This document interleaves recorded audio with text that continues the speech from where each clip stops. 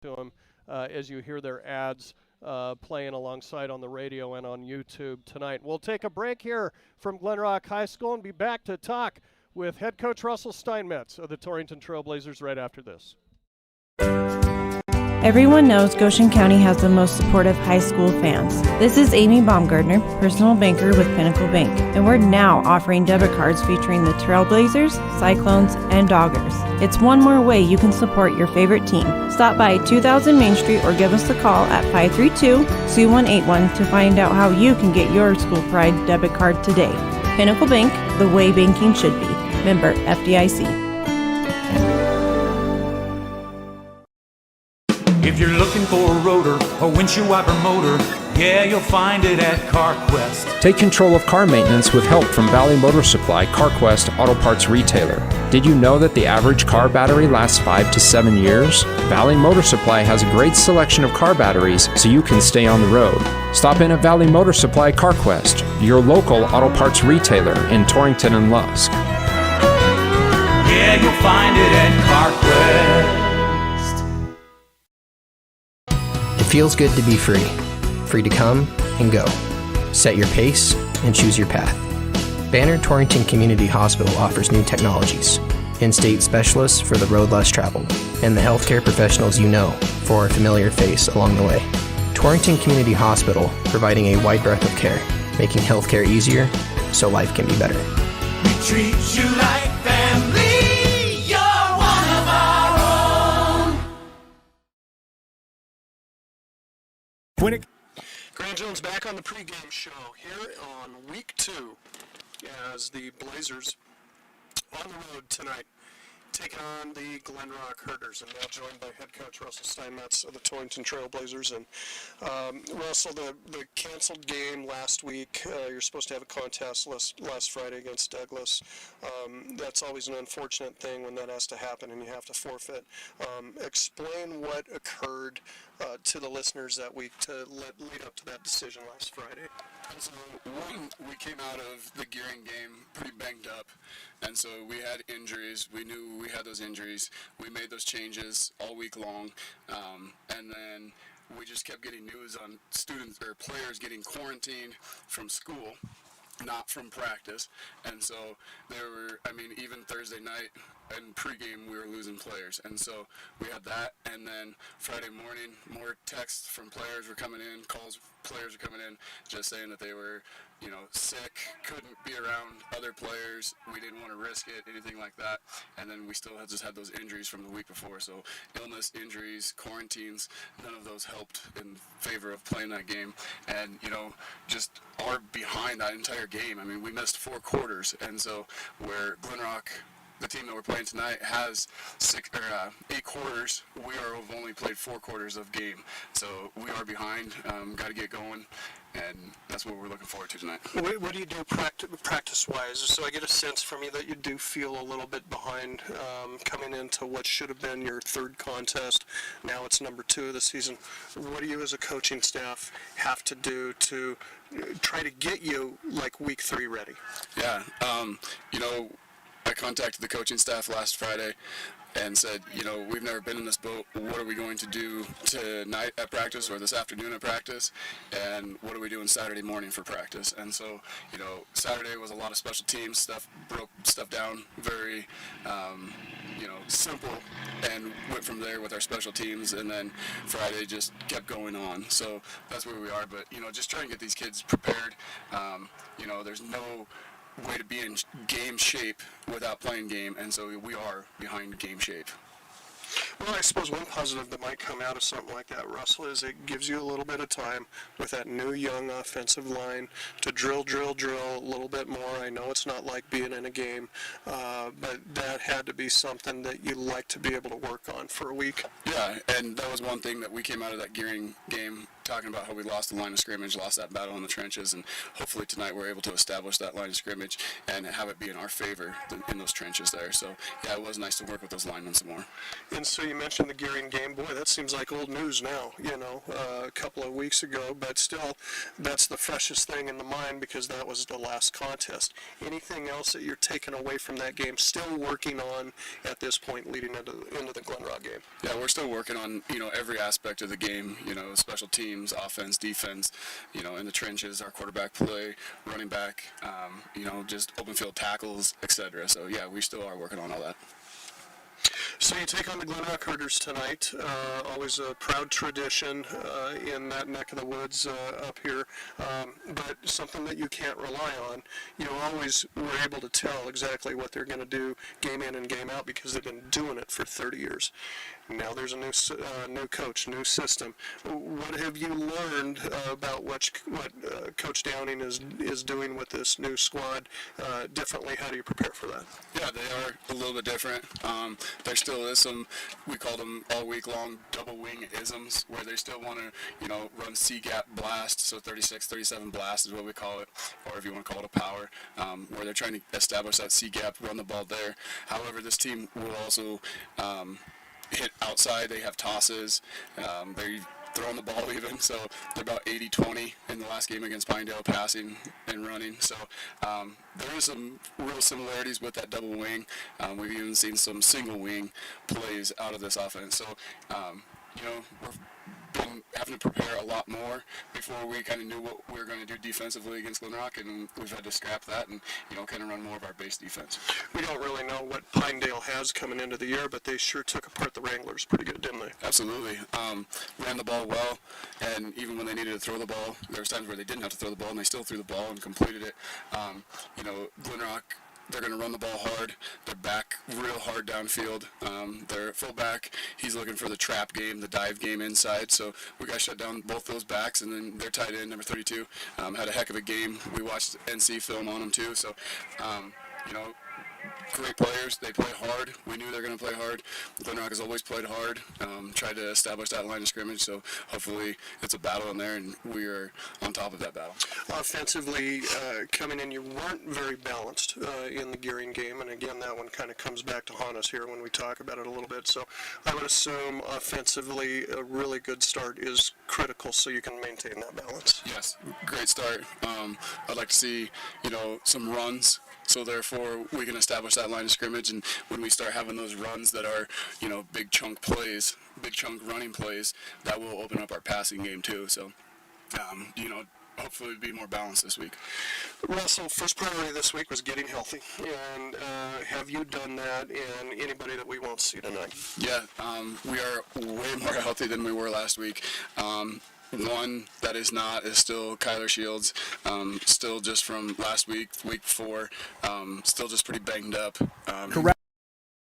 So not for sure there, but for the rest, we should be back pretty much in full force.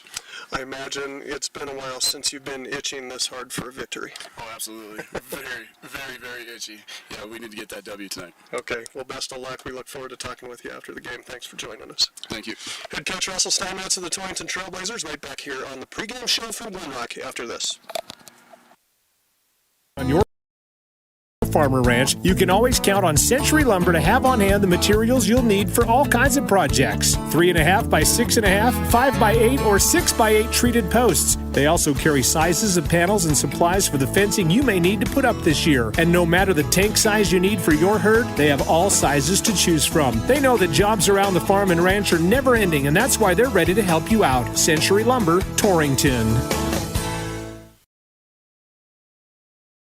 Specializing in custom cattle feeding, Dinklage Feed Yards features old-fashioned reliability and commitment to create better feeding and marketing opportunities, including specialty programs such as Verified Natural and NHTC. Dinklage ranks as the top choice of progressive cattle feeders throughout the country, and our financing department offers a prompt, convenient, and competitive response to our customers' cattle or feed financing needs. Make Dinklage a part of your team and allow us to maximize your profits. Dinklage Feed, East Highway 26, Torrington.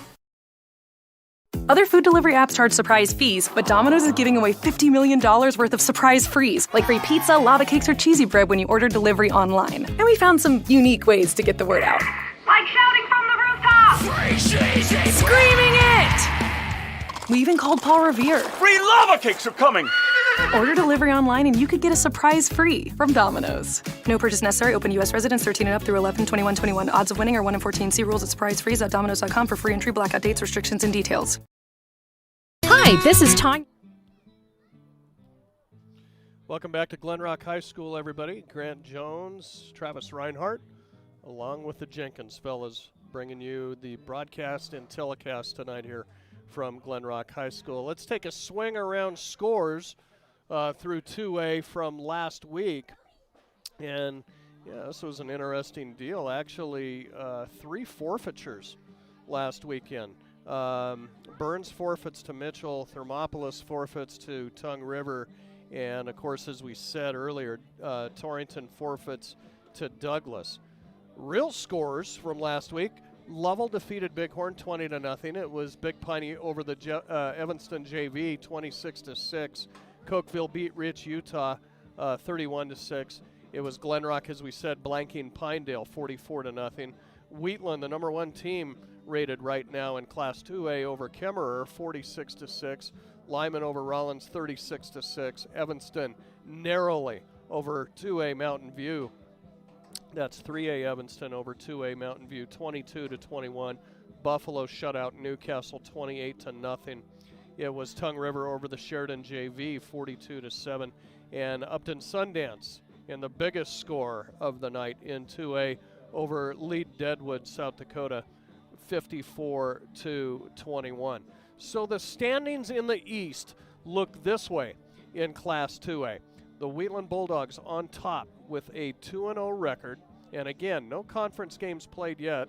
This is just overall record. Glenrock, Tongue River, Upton, Sundance all tied for second at 1-0.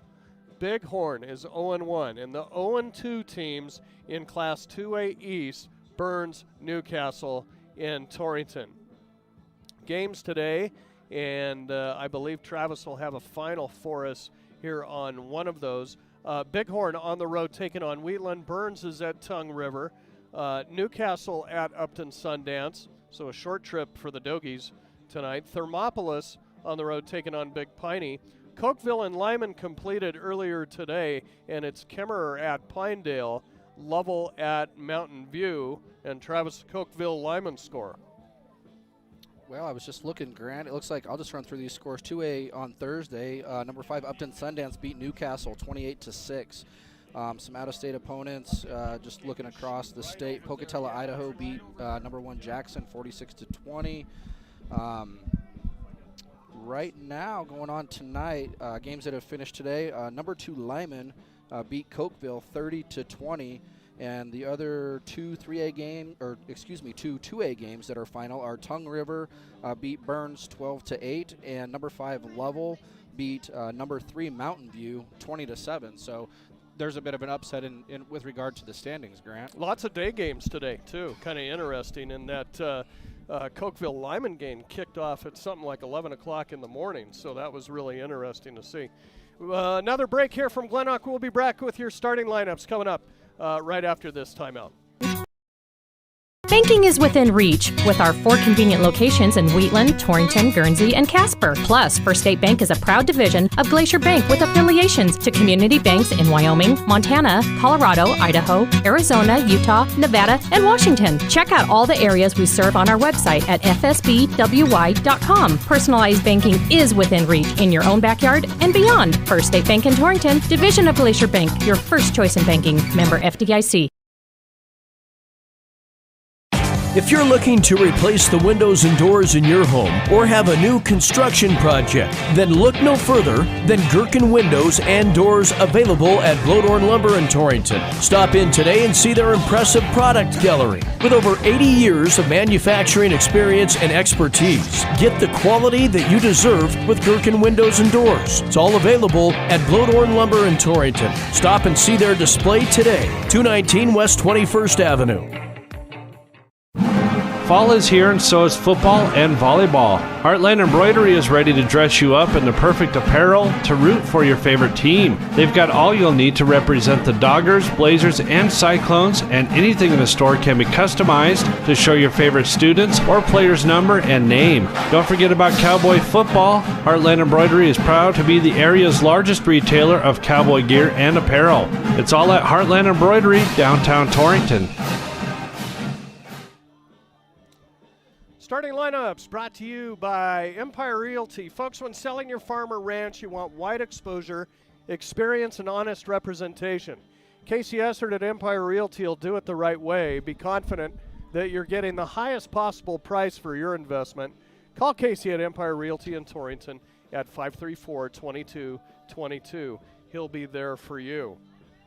Kind of a blank field right now, an empty field, so no coin toss yet. So why don't we just run through both teams' offensive starters, shall we? And we'll do it that way. Let's run through your Glenrock starters. First of all, at center tonight for the Herders, it'll be 6', 200-pound junior, number 72, Hayden Heiser.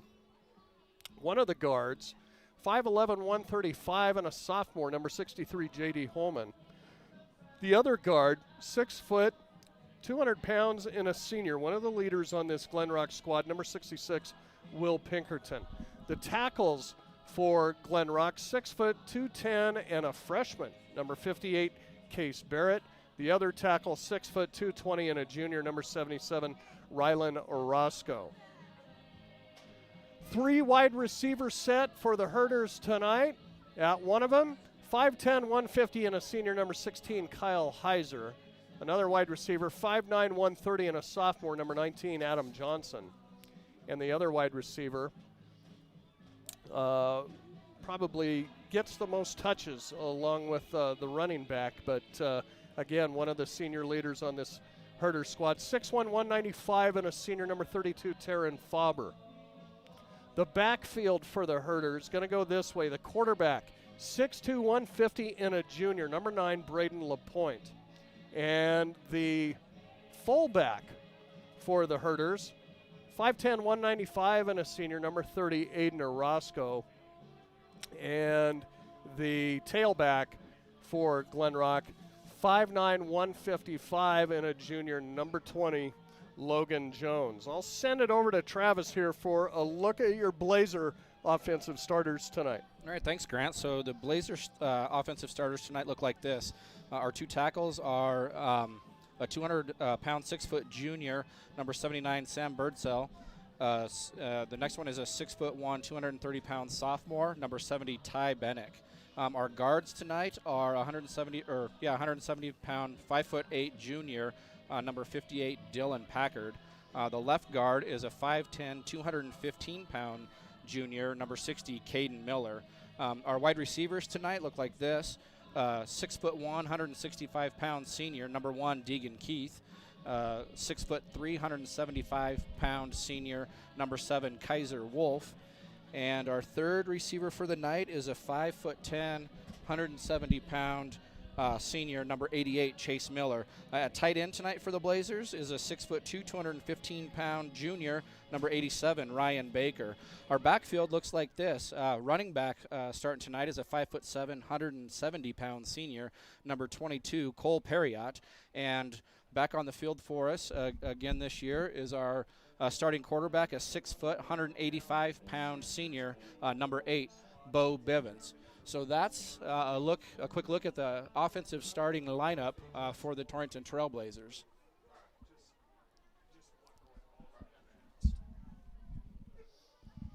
Okay, very good, Travis. Let's take a break here from Glenrock. Still yet to do the coin toss. We've got a national anthem to come and starting lineups to come. So we'll kind of take an extended break here from Glenrock High School. May not quite kick this thing off by 7 o'clock. We'll see how it goes. But anyway, coming up after that break, we'll run through your game notes tonight, and we'll have kickoff coming up shortly here as the Blazers and the Herders do battle opening conference play in 2A tonight. Back after this. Every farm or ranch is a family. At J.G. Elliott Insurance Center, we treat all of our clients like family. I'm Kyle Rafferty, and we can provide insurance coverage for your farm, ranch, machinery, and livestock, and any other insurance needs you might have. The right insurance can help you protect your family, your future, and keep your operation running in any season. Let us protect what means the most to you. Give me a call or stop by my office in Torrington. J.G. Elliott Insurance Center, a Platte Valley company. Landscaping Plus on East Highway 26 in Torrington not only serves the community with a personal touch for lawn and garden designs, but they also carry and sell sprinkler parts, weed barrier, and edging for all you do-it-yourselfers out there. Once you stop in, you'll find all kinds of additional items you'll want to add to your lawn and gardens. Plus, Rob will be more than happy to discuss design ideas that you might want to incorporate into your landscaping. Just make the call to 532-6067. Landscaping Plus in Torrington. The heart. It's a big deal to your overall health. At Memorial Hospital of Converse County, we have a team of dedicated healthcare providers who make patient-centered care the hallmark of what they do. Dr. Alan Mattern, a board-certified cardiologist and graduate of the Yale School of Medicine, sees patients weekly in our medical office building, and our cardiopulmonary team focuses on heart and lung health with tireless dedication. We are proving that bigger isn't always better at Memorial Hospital of Converse County. Find out more at conversehospital.com. Pieper and Marsh Family Dentistry knows good overall health starts with good oral health, and the way to that perfect smile is with the periodic dental examination. Family Dentistry has been practicing in eastern Wyoming for over 30 years and has experience in all fields of dental care. Doctors Pieper and Marsh welcome new patients, and your referrals are appreciated. Call 532-4448 for your appointment with Pieper and Marsh Family Dentistry, or visit their website at pieperdentistry.com. At Points West Community Bank, we know that agriculture is more than a business. It is a way of life. With over 94 years of experience in serving Goshen County, we understand and value the ways of our local farmers and ranchers. Through the quality of banking services and lending relationships, we take the time to know our customer and learn their operation firsthand. Stop in today to meet with our friendly and experienced lending staff to discuss your agricultural business needs. We look forward to seeing you. Points West Community Bank, a new direction in banking. Equal housing lender, member FDIC. Introducing Dr. Matthew Fournier, who is joining Premier Bone & Joint Center's team of physicians. Dr. Fournier is a fellowship-trained orthopedic surgeon specializing in sports medicine, including traumatic and degenerative conditions of the shoulder, hip, and knee. Dr. Fournier obtained his medical degree from the University of Washington through the WWAMI Medical Program. He furthered his education with a fellowship at the Lake Tahoe Orthopedic Institute. Dr. Fournier was born and raised in Cheyenne and is a proud Wyoming cowboy. Call today to schedule an appointment and visit us online at premierboneandjoint.com. Premier Bone & Joint Centers, worthy of Wyoming. Supporting our youth, that's what Torrington Beverage has been so proud of for so many years. So when you need to quench your thirst, do it with a Pepsi product, Sobe, Brisk Lipton Tea, Rockstar, or Gatorade. Plus, they have the juice to get you going in the mornings with Frappuccinos, Starbucks iced coffee, and Muscle Milk, helping supply this community with top-of-the-line drinks. Torrington Beverage is the proud sponsor of Goshen County Sports and believes in neighbors helping neighbors. Remember, that's Torrington Beverage. Get your thirst on.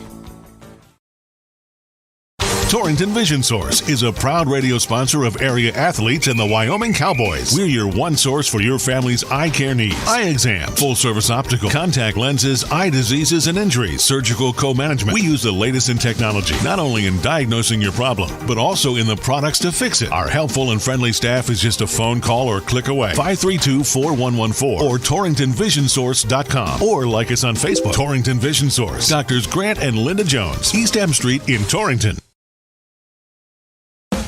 Do you have a car, truck, or SUV you no longer want or need? This is Al Maloney, General Manager at Transwest Ford of Torrington. We are paying top dollar for used cars, trucks, vans, and SUVs. Inventories are tight and we need your car. That means your used vehicle will never be worth more. Visit twford.com or stop by the store for a free, no obligation appraisal. Transwest Ford of Torrington, 1209 East M Street, 307-532-2114. You shop the rest, now buy from the best at the new Transwest Ford of Torrington.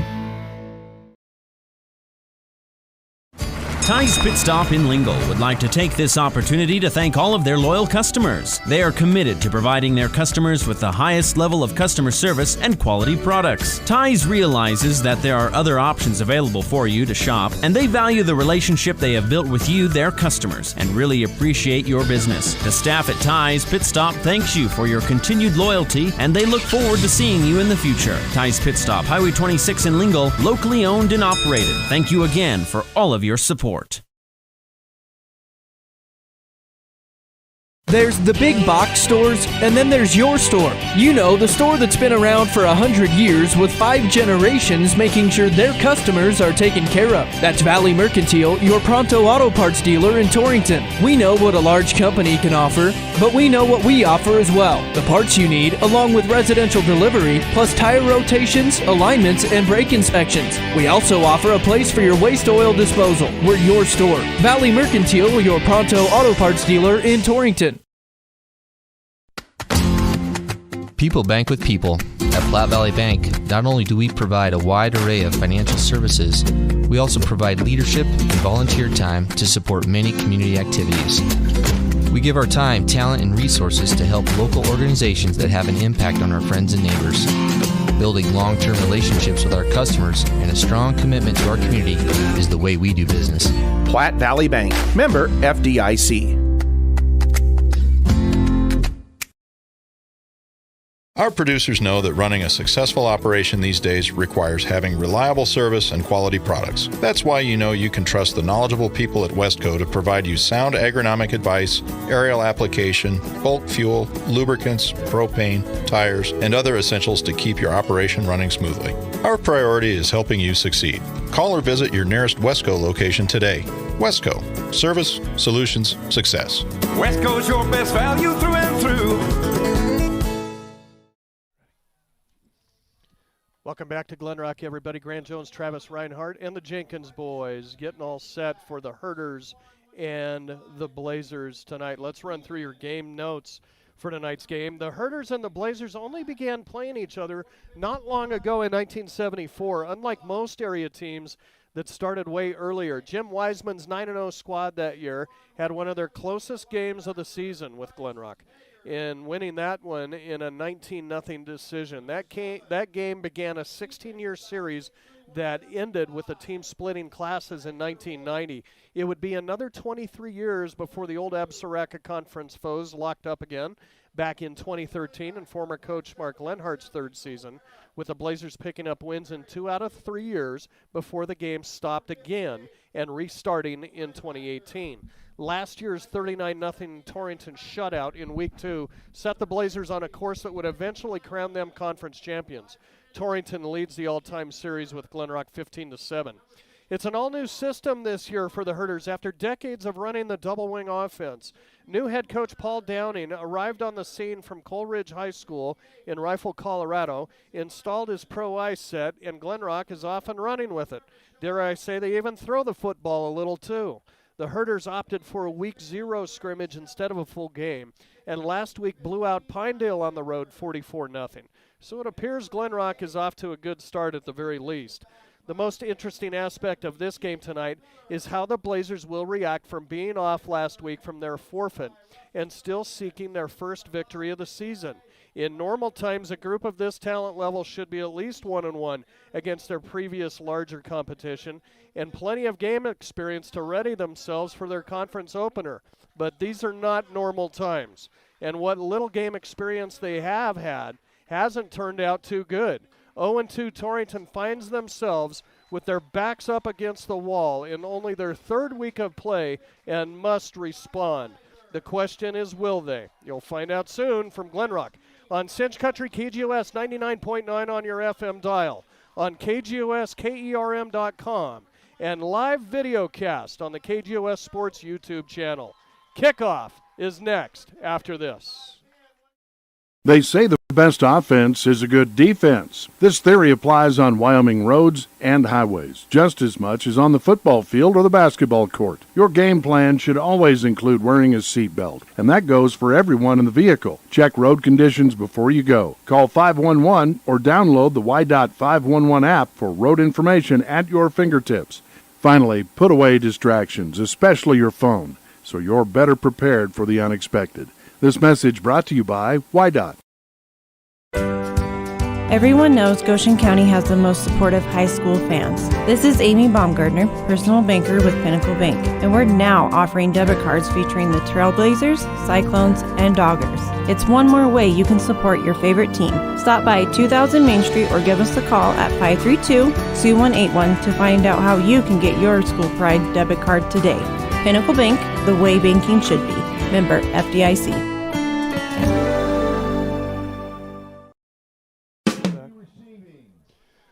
All right, welcome back to Glenrock, everybody. Grant Jones, Travis Reinhardt, and Chris and Randy Jenkins all set finally for a kickoff here, a little past 7 o'clock.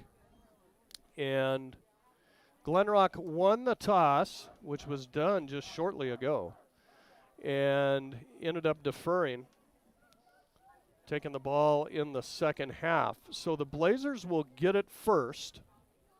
And back deep for them will stand Kaiser Wolf.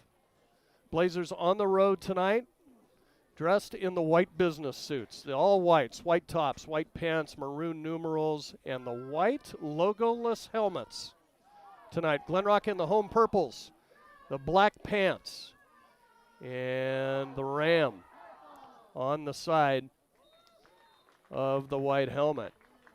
Glenrock will break their kickoff huddle. And Wolf will drop back, and we are set to get this one underway. This is booted right to Wolf, who takes it at the 20-yard line. Good position right off the bat for the Blazers. He comes straight up the field across the 35, out to the 38-yard line. Torrington will start in good position. Just a straight-up run there, Grant, by Kaiser. He was looking for his team to create a little bit of a gap there. Not bad on the kick return, like you said, starting off at what looks to be the 38-yard line. Torrington had trouble running the ball all game long in week 0 against Gearing. Let's see if they try to establish that line of scrimmage right off the bat tonight. It'll be Bivens in the shotgun with Perriott beside him. Quick hitter near side. It's caught. Deegan Keith out at midfield, and Deegan shakes the tackler loose. He's gone down to the 35 all the way down to the 31-yard line. Big pickup there for Torrington. Looks like about 29 yards there to Keith. Great pass there, just a quick little hit by Bo, and he had Keith open on the sideline and a pickup of 29.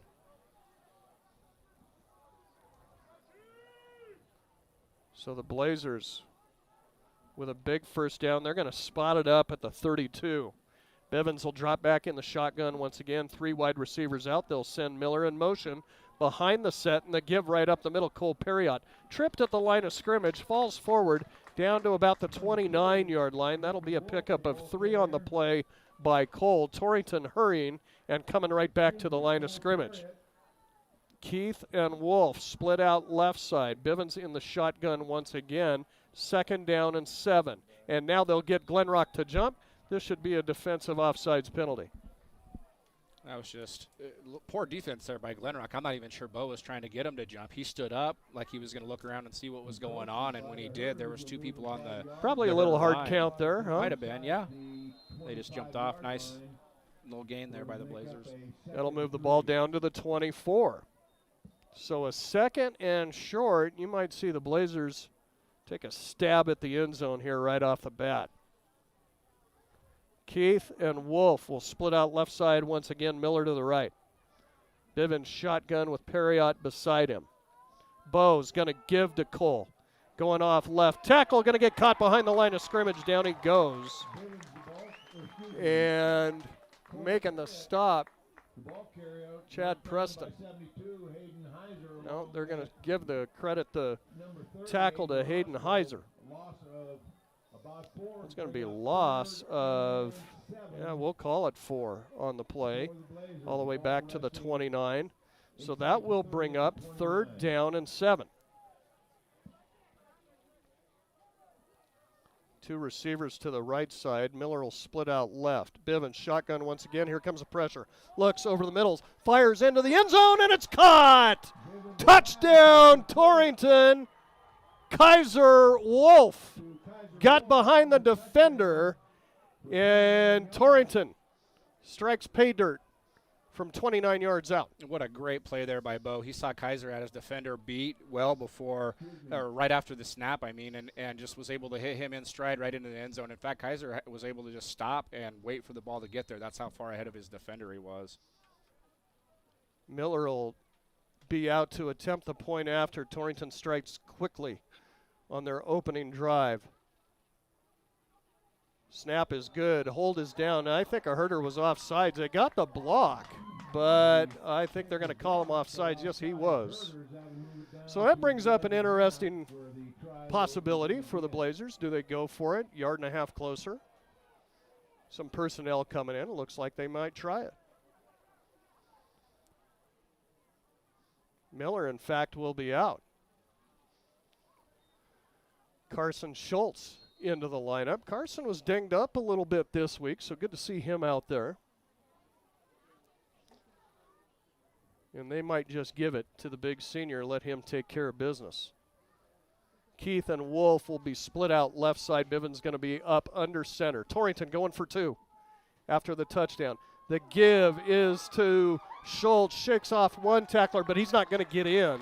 Won't even get back to the 1.5 as he's dropped at the 3. So the 2-point attempt, no good for Torrington. That'll make the score the Blazers 6. Herders yet to get the ball, and they will get it when we come back. 9:40 left, first quarter. Back to Glenrock after this. A windshield wiper motor, yeah, you'll find it at CarQuest. Take control of car maintenance with help from Valley Motor Supply, CarQuest Auto Parts Retailer. Did you know that the average car battery lasts 5 to 7 years? Valley Motor Supply has a great selection of car batteries so you can stay on the road. Stop in at Valley Motor Supply CarQuest, your local auto parts retailer in Torrington and Lusk. Yeah, you'll find it at CarQuest.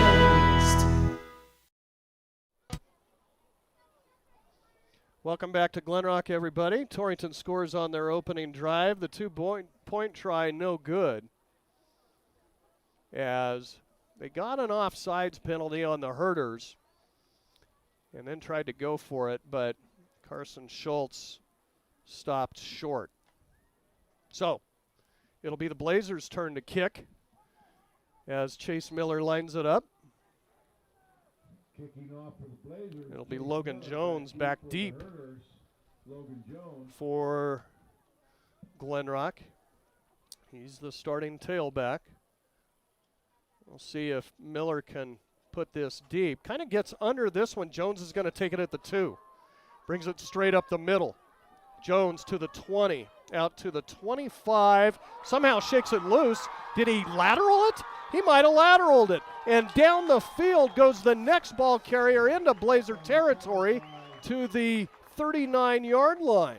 Grant, I don't see who that is. It was number 63 on the lineup. I'm not seeing anybody, but you're right. He did lateral it. I haven't seen that play in a while. Huge way for the Herders to start off on with their first possession with that. I guess a trick play, you could say. Nobody was expecting it, and the next thing you know, he pops out of the pile and then takes off for a significant gain there. Still trying to get an ID on the ball carrier. I might take a stab at that and say it was Tristan Fleming.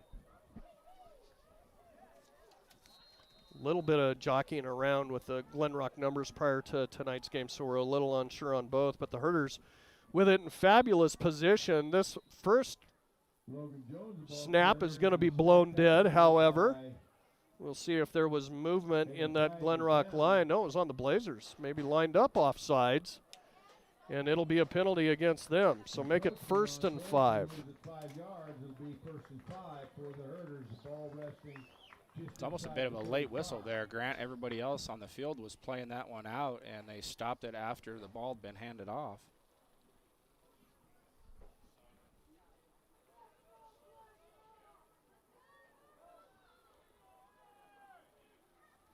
They'll split a receiver out to the left side. Jones is going to get the carry, bobbled the football, somehow collected it, but in the time of doing that, shakes off a couple of tacklers and going to have a first down. Skips out of bounds. Torrington unable to bring him down, and he'll get it down to the 27-yard line. Good hard run by Logan Jones, Glenrock's first down of the contest. So pickup of 8 there by Jones, who just refused to stop run, and the Blazers are going to have to look at trying to tackle a little lower below the waist somewhere. They had a little trouble with him on the kickoff return, too. Kept him upright enough to give the ball off to somebody else. That's what put Glenrock in this fabulous position. So again, a single receiver split out to the left side. This time LaPointe is going to be up under center. Power I formation. The give to Jones right up the gut and stopped initially, then drops down at about the 25-yard line. Good enough for a pickup of a couple. Deacon Keith Colperiot in on that stop. And also Caden Miller was lingering nearby. 2nd down and 8 for the Herders. Nice stop there by Torrington. They need a few more of those here this drive.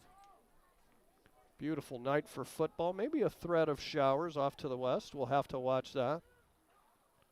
2nd and 8.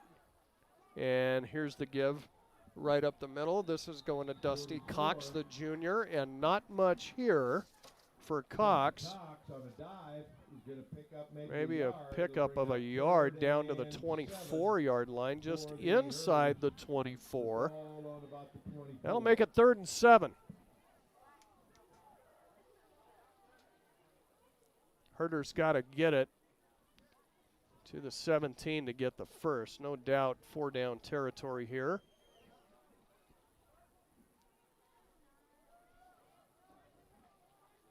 So busy getting set up with all of our video equipment, radio equipment. Didn't have a chance to look at their kicking game and warm up. 3 wide receivers in the pattern. LaPointe going to give to Jones right up the middle, and he's corralled, stuffed in the backfield. Then a flag comes in. Knocked down in the backfield as Bryce Hager. Not sure what that flag was about. It looked like it was after. Ryan Baker was in on the stop, and I think this is going to be a penalty against Torrington. Maybe somebody grabbed a piece of equipment they shouldn't have. See what the call is here. It is going to be a face mask on the Blazers. So instead of a 4th down coming up, well, this is just an incidental face mask. It'll bring up a 3rd and about 5. So they're going to keep the down at 3rd, and it'll be 3rd and 5, 5 yards from the infraction. So a big play once again here for the Blazers. Glenrock will shuffle around in the line a little bit. Torrington really loading the box. Here's the give. Jones right up the middle, down he goes immediately. So he got stopped there. Maybe got back to the line of scrimmage on that play, Grant. Braden Frazier first to corral him. The sophomore. Baker nearby as well. That'll bring up a 4th down, and I think Glenrock might want to talk about this. I don't see that a timeout has been taken yet, but the whole team ran over to the sideline. Now they're back out there, so there will be no timeout. They'll just use every bit of pre-snap clock that they can. No gain for Jones. 4th and 5 from the Blazer 22. Glenrock going to have to hurry. They'll split a receiver to the right side, power I formation once again. Straight I formation, rather. LaPointe up underneath, and I think there's going to be a delay call. It will be against Glenrock. So march them back. 5 more. Well, that probably changes the play call here for Glenrock. A little bit longer field, but they took a long time to get that play in and get everybody set. Like you said, Grant, the whole team was on the sideline at one point. So a little bit of confusion there by the Herders. Cost them 5 yards. So LaPointe will jog the play back into the huddle. Glenrock will have another crack at it, this time 4th and 10 from the Torrington 27. 2 receivers split out to the right side. LaPointe is up under center, gonna throw. Looking, far sideline, hangs this one up, and it's incomplete. And Torrington will take over on downs. Brendan Flock, great coverage on the far side. and it'll be Torrington football at their own 27-yard line. It's a great defense there by Torrington. Like you said, Grant, 2 receivers up on that far side. I'm not sure who that pass was intended for. Kind of looks like he split the middle of the two, but it didn't matter. Torrington had that play covered very well. So let's look forward to this offensive drive by the Blazers. Not a real risk anyway by LaPointe. You're either going to give it up on an interception down the field or, back at the line of scrimmage, so might as well try to thread one in there. So here come the Blazers, their second drive. They scored on the first one. Here's Bivens over the middle, got a wide open Wolf, and it's just off his outstretched hands, incomplete. Logan Jones came over from his free safety position to try to defend, but that was Wolf's ball to get. Just a touch too high for him. Looks like Kaiser stuck that left arm out to try to catch it. It almost looked like he was going to haul it in, but like you said, it's just a little bit out of his reach, so brings up 2nd and 10 for the Blazers. This might be the kind of year for Torrington where the pass really sets up the run instead of the other way around. They've really come in and thrown the football a lot early. And they're going to do it again. This time, this one is almost picked off. Kind of a wounded duck as it left Bivens' hands, and lucky it wasn't picked off as Kaiser Wolf again went up high for it. But I think that one just kind of slipped out of Bo's reach. Kyle Heiser was the one that had the best shot at it for Glenrock. So just like that, 3rd and 10 now for Torrington, leading 6-0. Again from their own 27. 3 wide receivers out, and I think Torrington will take a timeout. So we will break as well. 5:04 left in the first quarter. Your score, it's Torrington 6, Glenrock nothing. Back to Glenrock High School after this break. Free to come and go. Set your pace and choose your path. Banner Torrington Community Hospital offers new technologies, in-state specialists for the road less traveled, and the healthcare professionals you know for a familiar face along the way.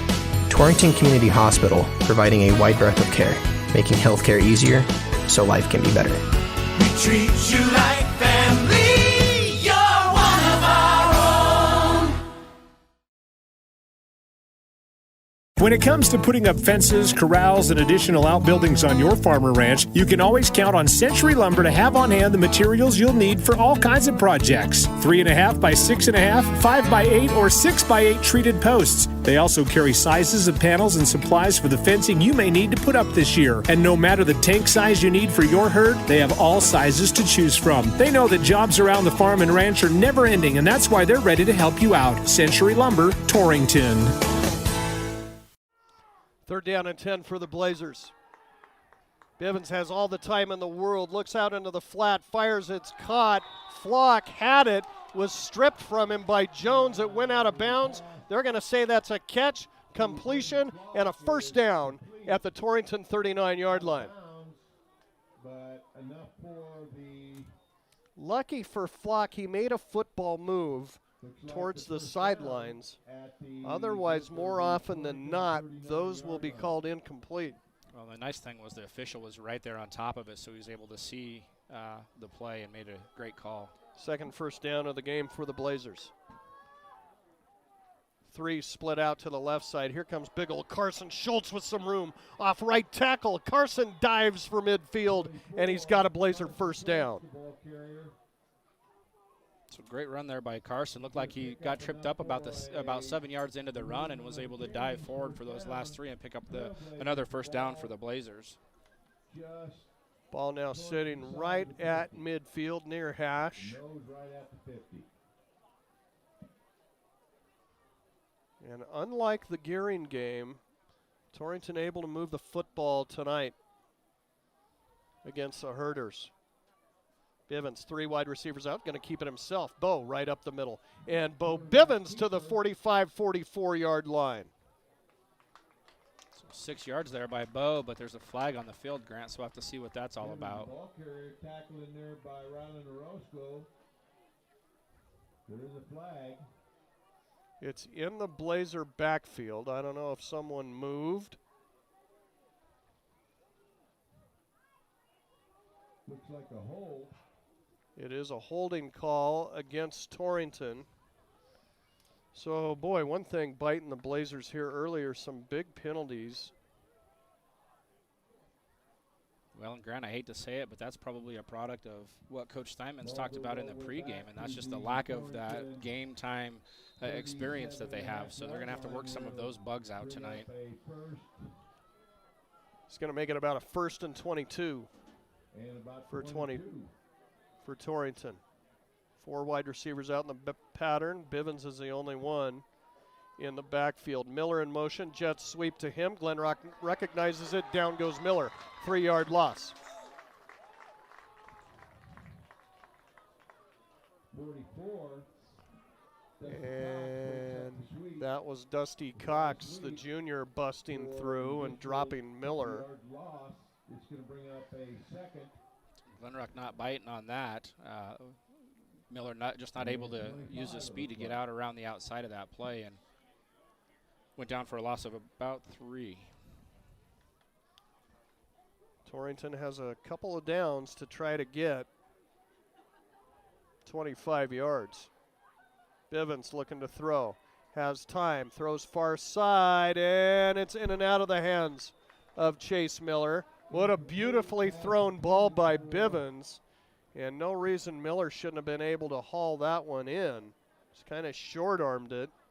And it'll bring up 3rd down and long. Yeah, great pass there by Bo, and I don't know whether Miller was worried about the defender. He had him beat. The defender didn't really have any idea the ball was coming into him, and it just went right between his hands. So big 3rd down here for the Blazers.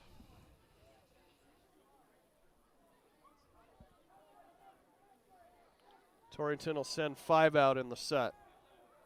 Bivens again, the only one in the backfield. Glenrock will rush 3. It's completed near side. Kaiser Wolf kind of tippy-toeing. Now he breaks away to midfield, and Kaiser is down to the 45-yard line of Glenrock. That's not enough for a 1st down, but it might make Russell Steinmetz think twice about punting. They will punt the football as Bivens comes off. A great play there by Kaiser. He realized that he had 3 guys that were ready to tackle him, kind of stutter-stepped a little bit back into the center of the field and was able to pick up a few more yards. Unfortunately, not enough given that huge 3rd and 24 that we had. I believe this might be Wolf punting. It is. Wolf will kick it to Jones, who lets it take a hop at the 3 and into the end zone. So touchback coming for Glenrock from their own 20-yard line. And again, with 2:07 left here in the opening quarter, Torrington leads it 6-0. Stalled on that drive thanks to some lost yardage and an untimely penalty.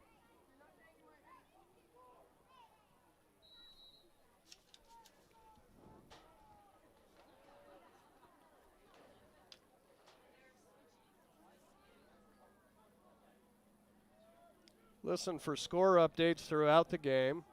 We'll try to hop on after the quarter break here and get you those, and a new sponsor for them as well. Here's a pitch back. Jones going right side. Flag comes in. Jones skips out of bounds after about a 5-yard gain, but we'll check the hanky. This is going to be a hold on the Herders. And looks like family flags are down.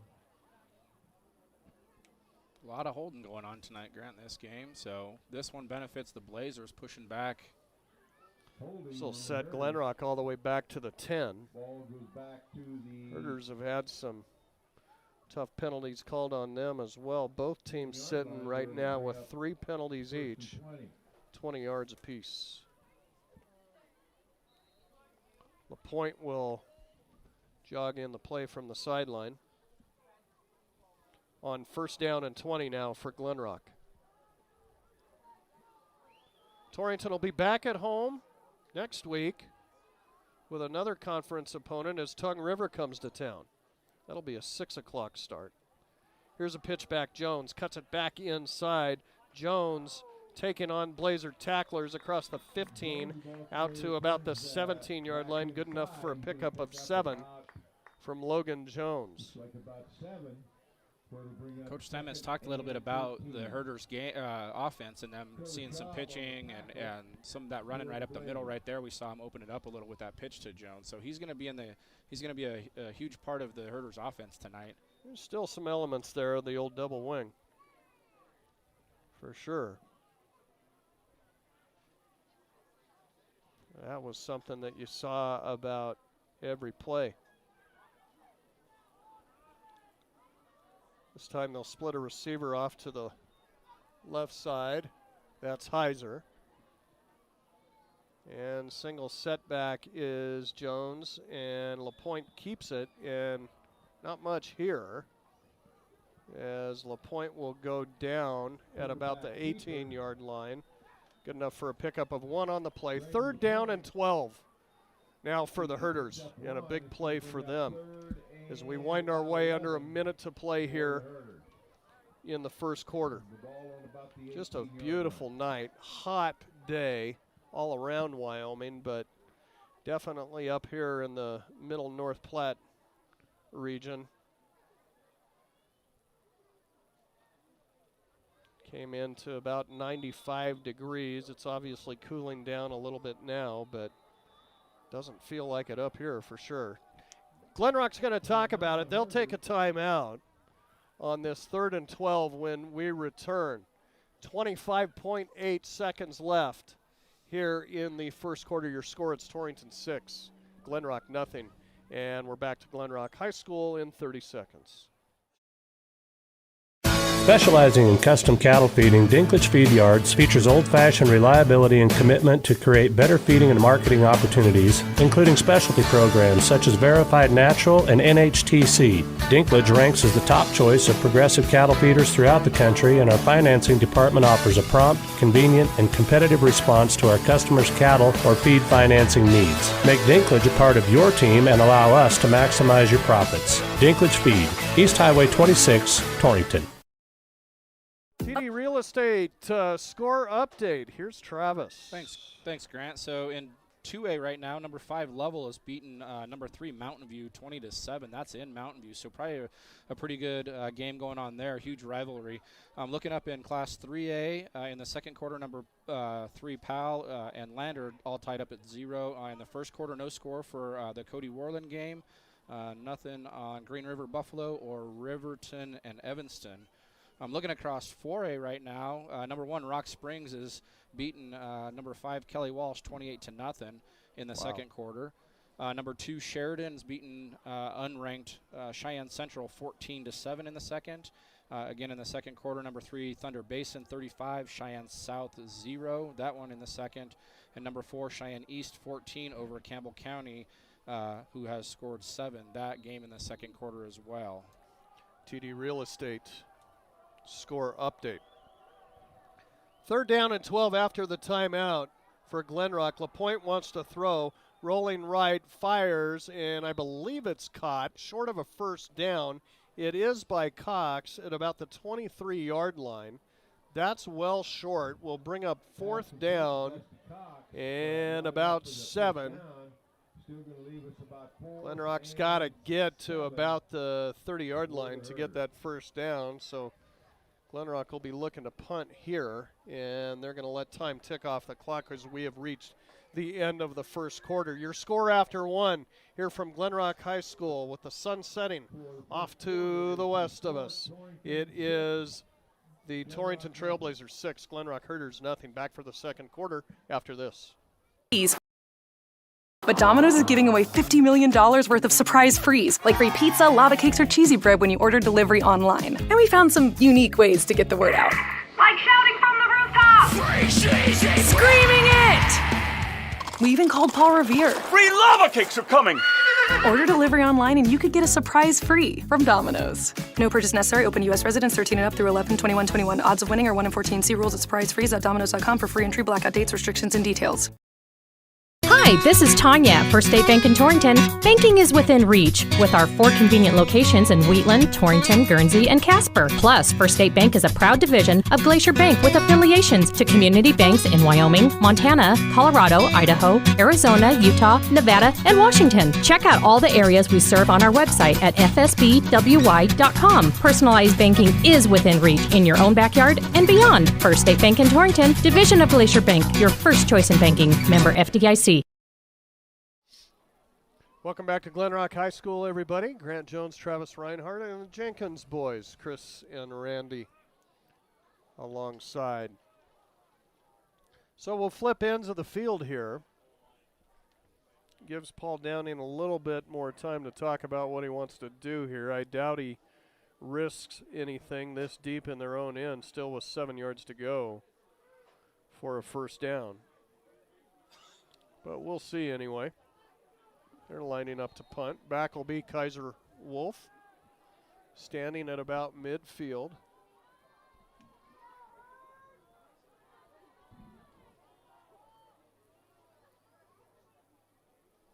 Good snap. Kick is away. This is kind of a low wobbler, angling towards the sideline. It's going to go out at about the 42, 43-yard line for the Herders. So only about a 20-yard net on that one. It's kind of a high for Glenrock. High wobbler, looked like it went off the side of his foot, so he wasn't able to get a whole lot of yards out of that one. Puts Torrington in a pretty good field position starting this drive. Aiden Orozco out doing the punting duties for Glenrock. So the Blazers with a fabulous chance here. They're starting in Glenrock's end at the 43-yard line. And Bivens drops the shotgun snap. That allows everybody to come through, and down goes Perriott. There's going to be a loss of 3 on the play. Just a broken play there by Bivens, and the Herders were able to capitalize.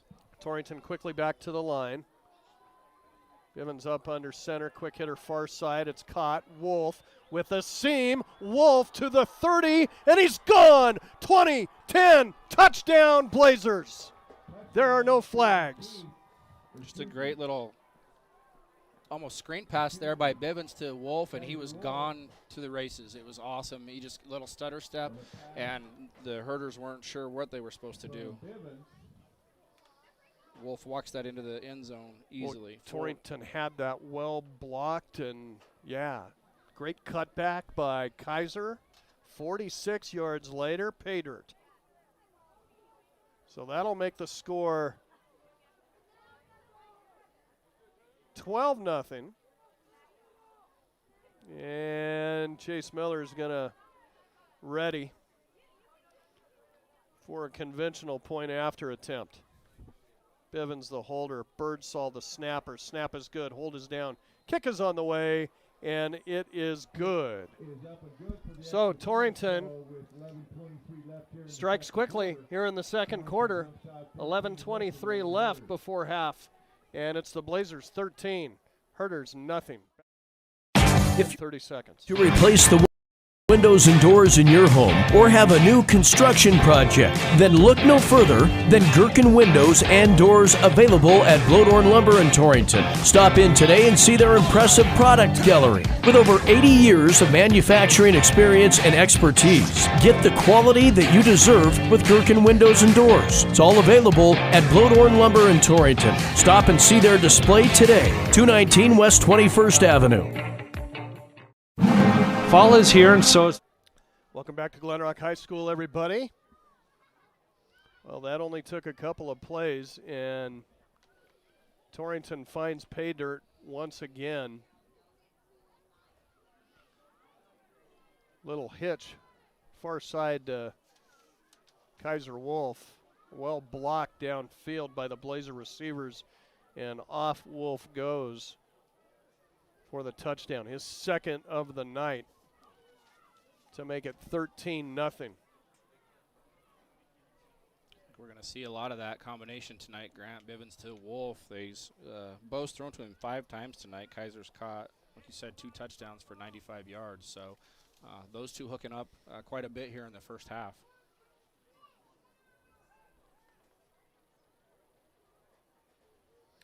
Stay tuned at halftime. We'll have your North Platte Physical Therapy halftime stats.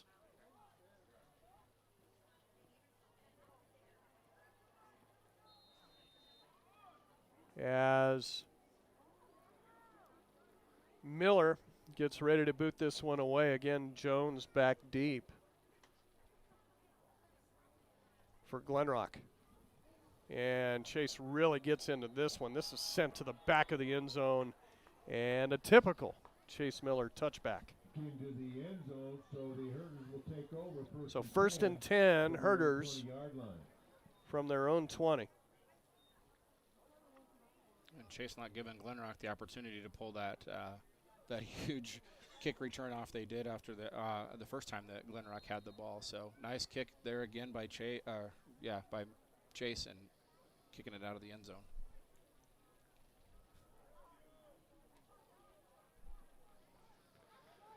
So they'll split two receivers to the far side. I formation behind LaPointe, and Jones drops the ball in the backfield. Big scramble for it, big pile up. At about the 12-yard line, Torrington signaling they have the football. What do the officials say as they unpile? That pitch just a little bit behind Jones, bobbled it, and then the rugby scrum was on. Still unpiling. Who's got it? It's going to be Glenrock ball. Torrington recovers. Oh, no, he did switch it. It is Blazer football. So a big fumble by Jones deep in Glenrock's end is going to give Torrington an extremely short field in the red zone. 12-yard line. Torrington with the opportunity to capitalize quick again here, increase that score here in the first half. So great defense there by Torrington and recovering that fumble. First and 10 from the 13. 4 wide receivers out. Bivens is the only one in the backfield in the shotgun. Bad snap to him. Down goes Bo. And Bivens went down quickly as Taryn Faber came through untouched. A loss of about 7 on that play, Grant. 16. There'll be a timeout taken on the field. We will break as well. 11:09 left to go here, second quarter. Torrington looking to score once again after a big turnover by the Herders. Back in 30 seconds. Heartland Embroidery is ready to dress you up in the perfect apparel to root for your favorite team. They've got all you'll need to represent the Doggers, Blazers, and Cyclones, and anything in the store can be customized to show your favorite students or player's number and name. Don't forget about Cowboy football. Heartland Embroidery is proud to be the area's largest retailer of cowboy gear and apparel. It's all at Heartland Embroidery, downtown Torrington. Welcome back to Glenrock High School, everybody. Again, we wanted to mention our new sponsor, TD Real Estate, on your score updates. TD Real Estate needs rentals. Do you have a rental you're tired of taking care of? Let TD Real Estate do it for you. Or do you want to move but don't want to sell? Let TD Real Estate manage it for you. Call Ronnie at 307-401-1048. 1048, your number one property management company. So, after the loss on first down, that was a loss of 6 by Bivens. Torrington will try it again. And here's the give. Carson Schultz right up the middle, taking on tacklers, trying to get back to the original line of scrimmage. He'll come up just a bit short, but still about 2 or a 3 yard pickup by Schultz. It'll be third down and 13 for the Blazers. Ball sitting on about the 16-yard line. Just a quick update on the scores. Grant Class 1A, number 5 Southeast 7, Lingle Fort Laramie 0. That game in the first quarter. 3 receivers to the left side for Torrington. Miller split off right. Perriott beside Bivens in the backfield. Glenrock will blitz. Bivens throws to the end zone, and it is caught. Touchdown. Chase Miller in the back corner of the end zone. 16 yards, and the Blazers go up 19-0. Great catch there by Chase. Both put that ball where nobody else could get it but him, and so perfect catch in the back of the end zone.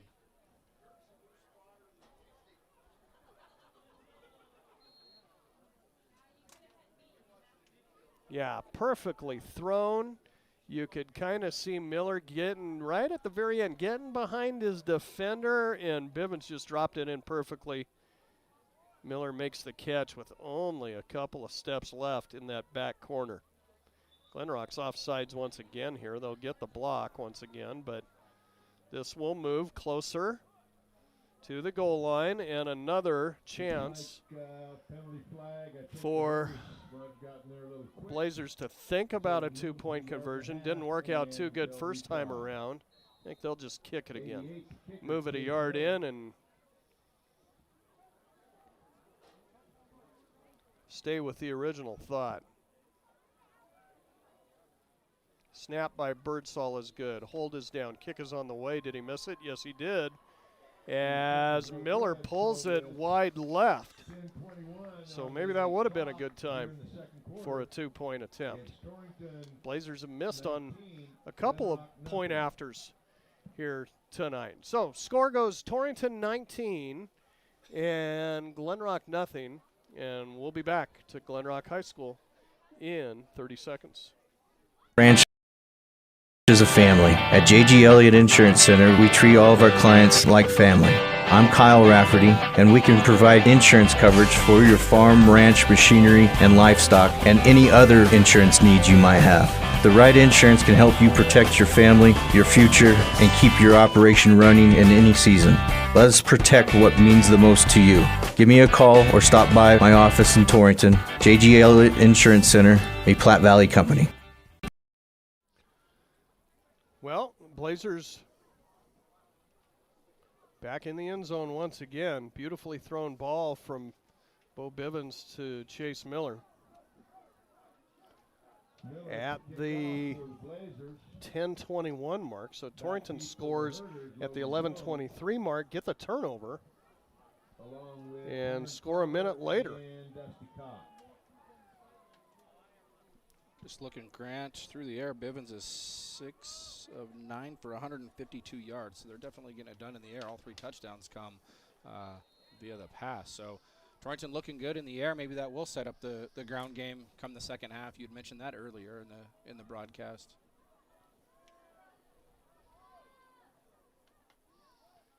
Miller approaches, rips into this one. This is another deep kick by him into the end zone for the touchback. The Wyoming Cowboys, after narrowly escaping Montana State last week in the home opener, will be on the road in DeKalb, Illinois tomorrow to take on the Northern Illinois Huskies. Look for a pregame show. Dave Walsh, Kevin McKinney, 10 o'clock. The brunch game, as Tim Hurst calls it. 10 o'clock pregame show kickoff, 11:30 on Kerm FM. 1st and 10, Glenrock from the 20. High formation set. LaPointe wants to throw out of it. He's got a man across the middle, bobbled and incomplete. Intended receiver Taryn Faber came from a tight end position right there and couldn't haul it in. That was a bullet by LaPointe. Was a bullet. He just wasn't able to hold on to it. Nice pass. Nobody in his way, but I think he just threw it a little bit hard, and Faber wasn't able to haul it in. Speaking of Tim Hurst in Kerm FM, don't forget to turn your dial over to 98.3. About 10:05 tonight. And catch the high school scoreboard show. Tim will have all of the football scores, some volleyball scores, probably some golf results. Conference golf going on. It's down the road in Douglas. Here's the give right up the middle. This was to Dusty Cox. Knocked down by Trevor Shaw, but Cox picks up a few. We'll give him 4 on the play. 3rd down and 6. And a big play here for the Torrington D to try to hold. They've looked good tonight. Really getting it done on both sides of the ball tonight. 19 points on offense, and then they're keeping the Herders out of the end zone on defense. So great all-around half so far by the Blazers. Glenrock will put Twins to the right. I formation behind LaPointe up under center.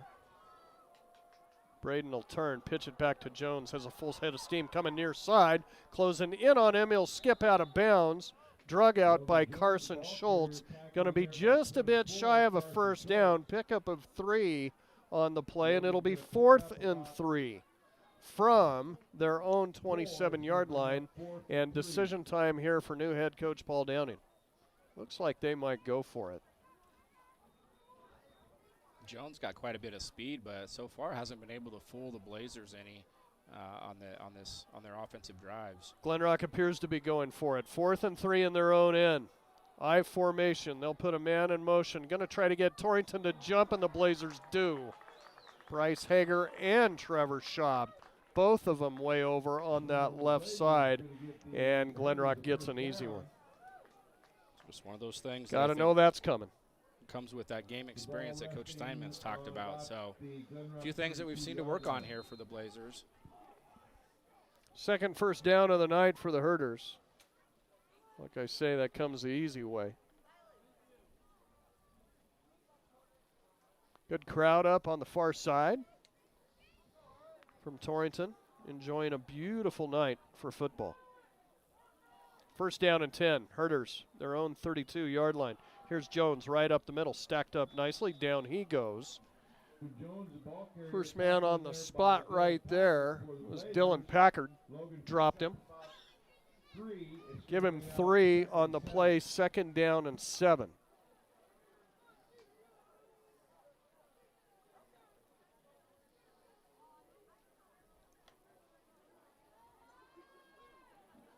Glenrock out of the huddle.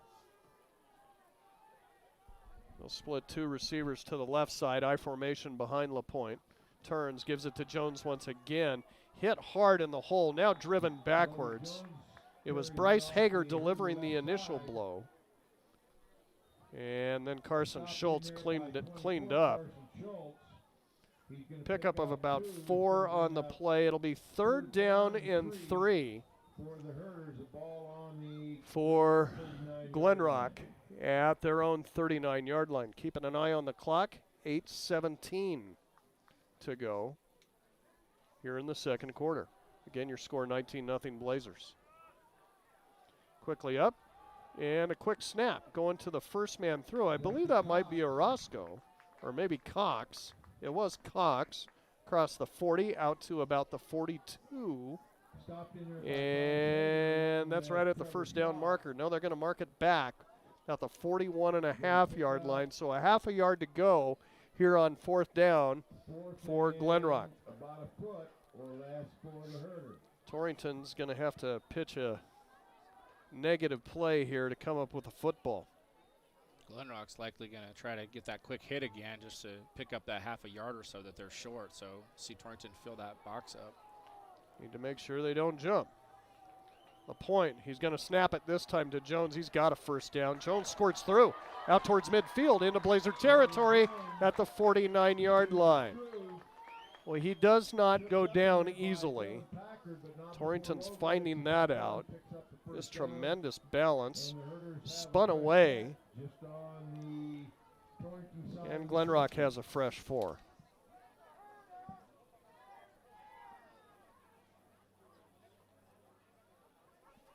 First and 10, Herders from the Blazer 49. Twins to the left, the give, Cox up the middle, down he goes, Trevor Schaub. Maybe a pickup of a yard on the play. Just looking, Grant, you mentioned Jones having a good center of gravity at 5'9". He's kind of a littler guy out there. On that last play where he picked up that first down, it looked like he was about a foot off the ground and still running forward. So pretty athletic kid Glenrock has there.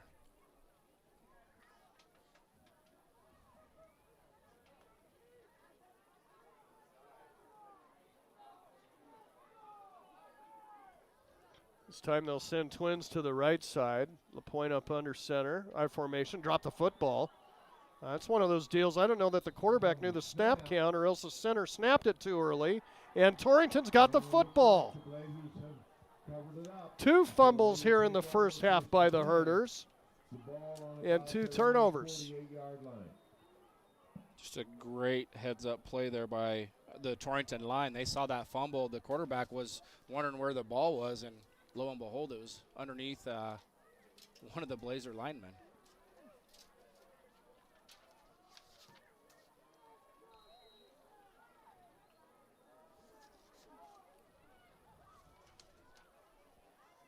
And the Blazer D says, thank you very much. Yes, we will take that. 1st and 10 now from their own 48. Here's the delay give. Cole Perriott takes on a tackler, takes on 2 of them across the midfield stripe, pounds his way down to the 47-yard line. Good hard run by Cole. And a Herder shaken up on the play.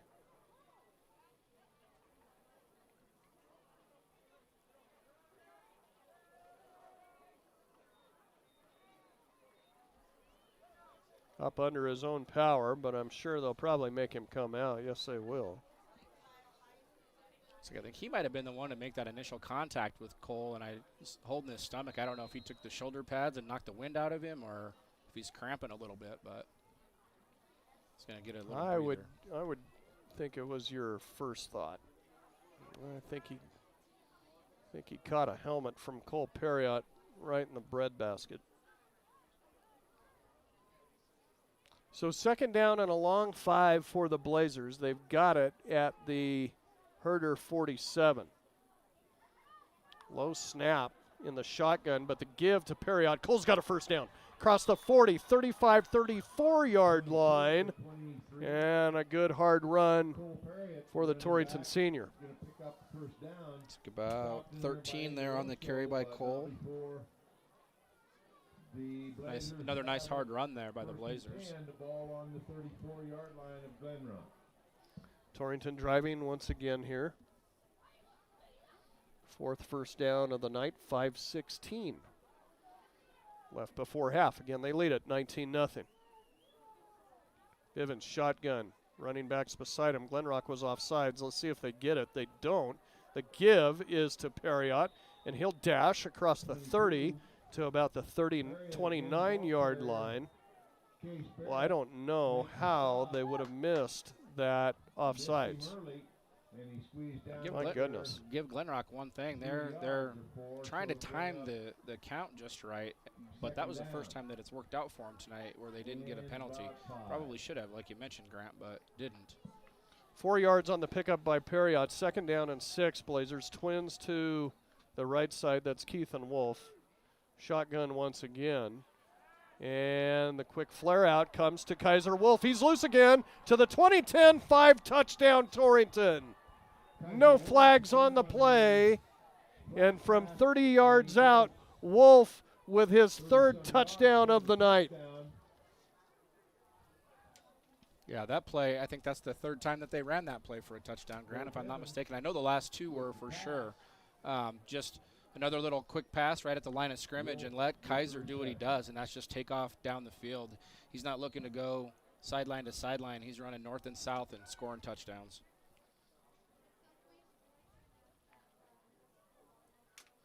$125 yards receiving tonight for Wolf here in the first half and 3 scores.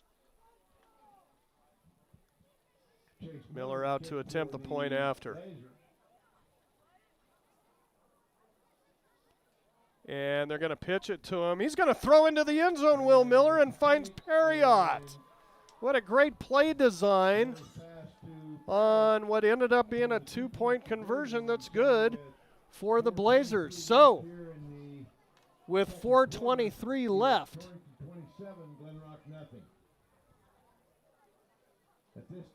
it is Torrington 27 and Glenrock nothing. We'll be back to Glenrock High School in 30 seconds.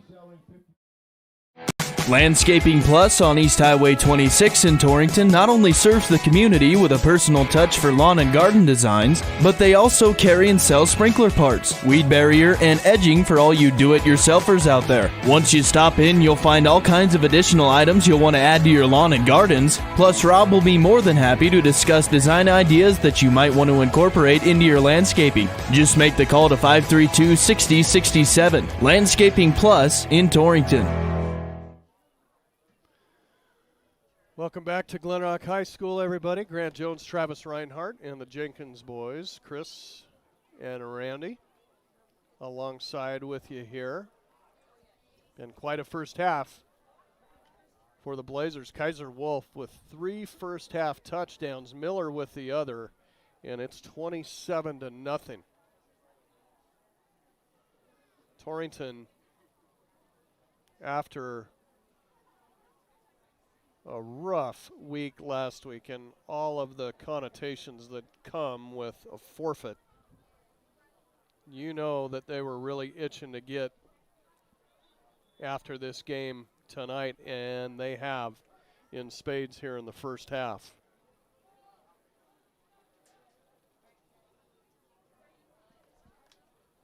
Nice to see him come out hungry, like you said. Taking a forfeit isn't what these boys had in mind, and so I think that gave them a little bit extra incentive to come out tonight and just get after it, and that's exactly what they've done here in the first half.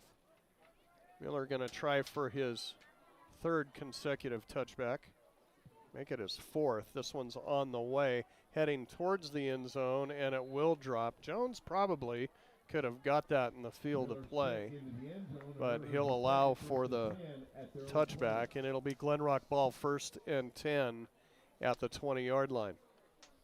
Couple of big turnovers by the Herders in the first half, couple of fumbles helped produce this big cushion for Torrington as we near the halftime point. This time they'll split 2 out to the right side, I formation. LaPointe will hand off to Jones right up the middle, spinning, trying to get away from Baker, can't do it, down he goes. Maybe a pickup of a yard, half a yard on the play. Baker just kind of stood him up there, and the rest of the team fell in and were able to tackle Jones with just a yard gain there. So nice defense by the Blazers. He's going to gain a yard. It'll be 2nd and 9.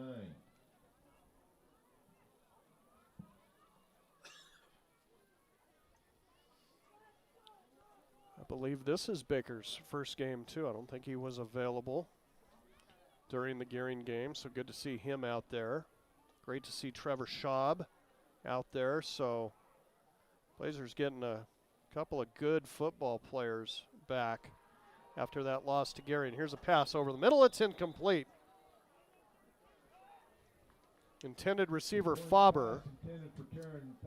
And might have heard footsteps there. There was a lot of Blazers in the near vicinity of him. Couldn't haul it in. He's almost running between 2 of the defenders, and I wonder if you're not right, Grant, because that ball wasn't thrown poorly. LaPointe's got quite an arm. The few passes that we've seen, he's been able to put a little zing on him, but not able to haul it in.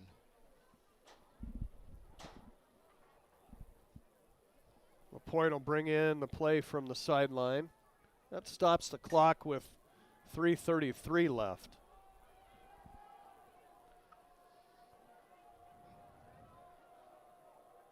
They'll split twins to the left side. LaPointe looking that way, fires, it's incomplete. Had Cox out in the flat. Late flag comes in.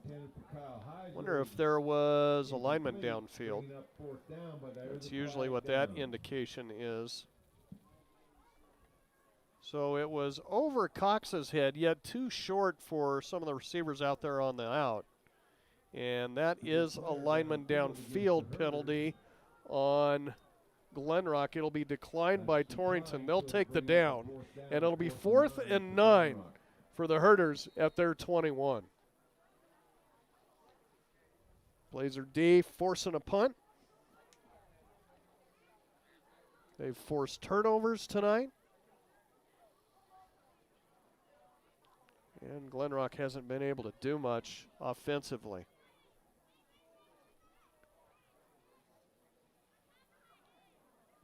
Faber will boot this one away. It's going to drive Wolf back. This is a nice kick by Faber. Takes a hop at the 45-yard line, and Torrington's got a hop on it. Ball touched by the Blazers, but number 82 falls on it. Not sure what was going on there. It's Chris Lopez. He decided, I think it bounced right in front of him, and he wasn't sure where the defender was, and so thought, well, heck, I can grab it, and then change his mind, but it touched it. So thankfully, he fell on the ball. Probably stopped him from losing a few more yards, but could have turned it over there, too. I would almost wonder if he was given a little gentle nudge into the ball, too, but luckily for the Blazers, it doesn't wind up as a turnover. And they will have it. 1st and 10.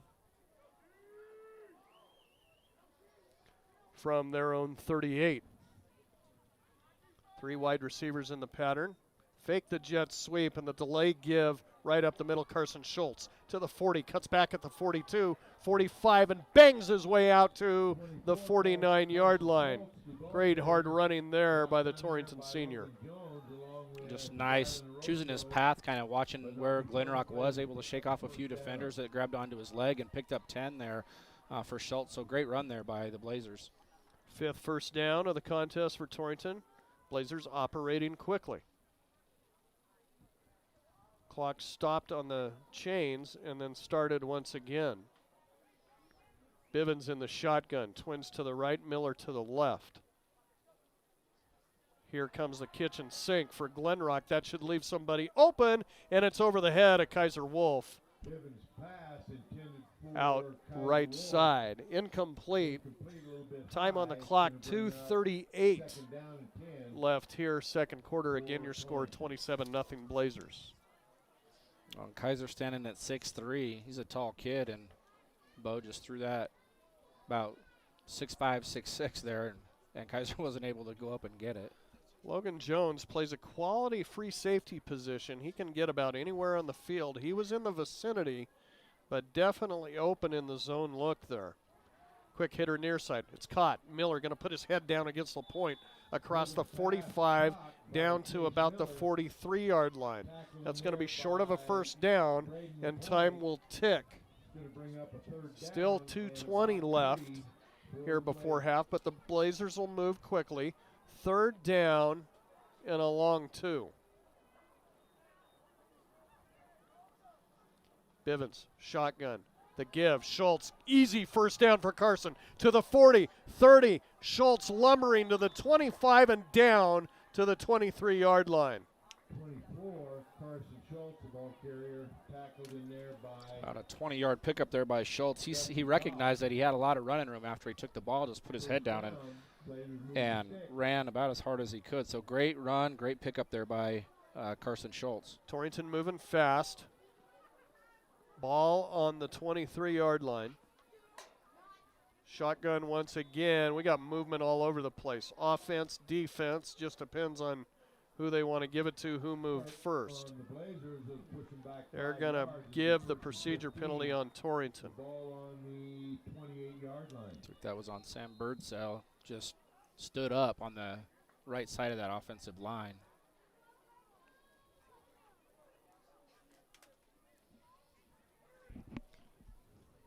Clock stopped on the penalty. Now it restarts. Minute 37. Still plenty of time. Torrington just outside the Glenrock red zone. Bivens, shotgun. Lots of pressure once again. Fires over the middle, wide open. Ryan Baker to the 5, into the end zone. Touchdown, Torrington. There wasn't a soul around Ryan Baker right there. He just ran right down the center of the field. There wasn't a herder to be found. So easy pitch and catch by the Blazers for another touchdown. The 4th touchdown of the second quarter for Torrington comes at the minute 18 mark. And this one is getting ugly in a hurry. Miller out to attempt the point after.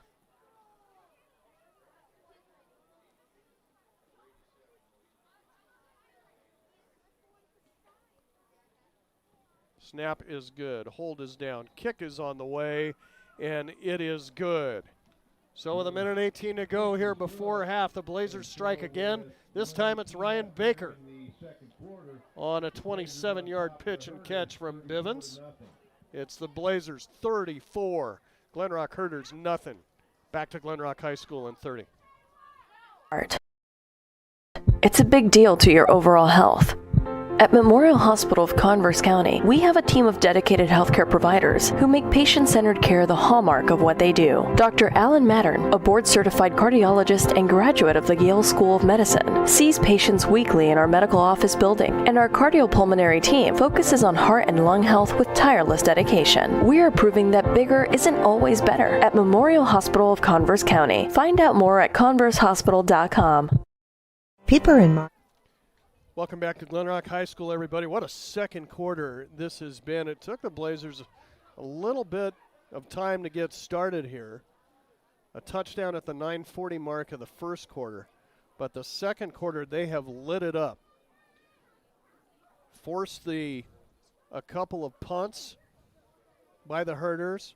Forced a couple of turnovers in the form of fumbles by the Herders. And scored every time. That time, Ryan Baker. 27-yard catch up the middle for the score from his tight end position. 34-0 Blazers. Miller to kick off.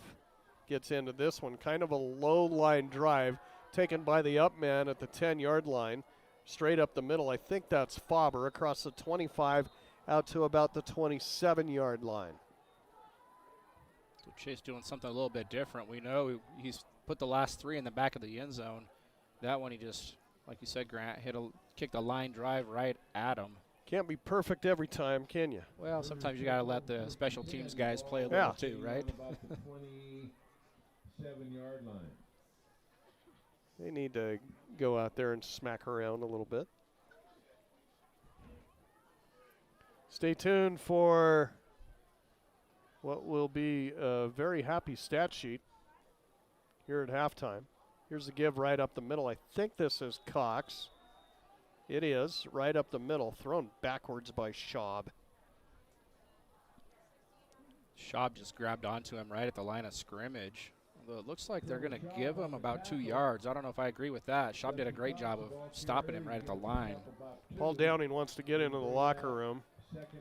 He's going to play it close to the vest here. There's 45 seconds to go.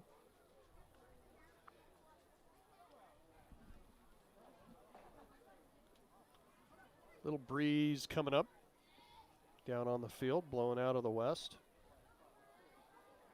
It's kind of a northwest to southeast facing stadium. And this snap is bobbled, driven down by Hager, but a flag to stop things ahead of time anyway. I think somebody left early. Yeah, it looked like on that left side of the line for Glenrock, somebody jumped. And that's the call. Back him up 5. It'll push it back to about the 23-yard line. Second down. And about 13. Clock moving. I don't think Glenrock will need to snap it.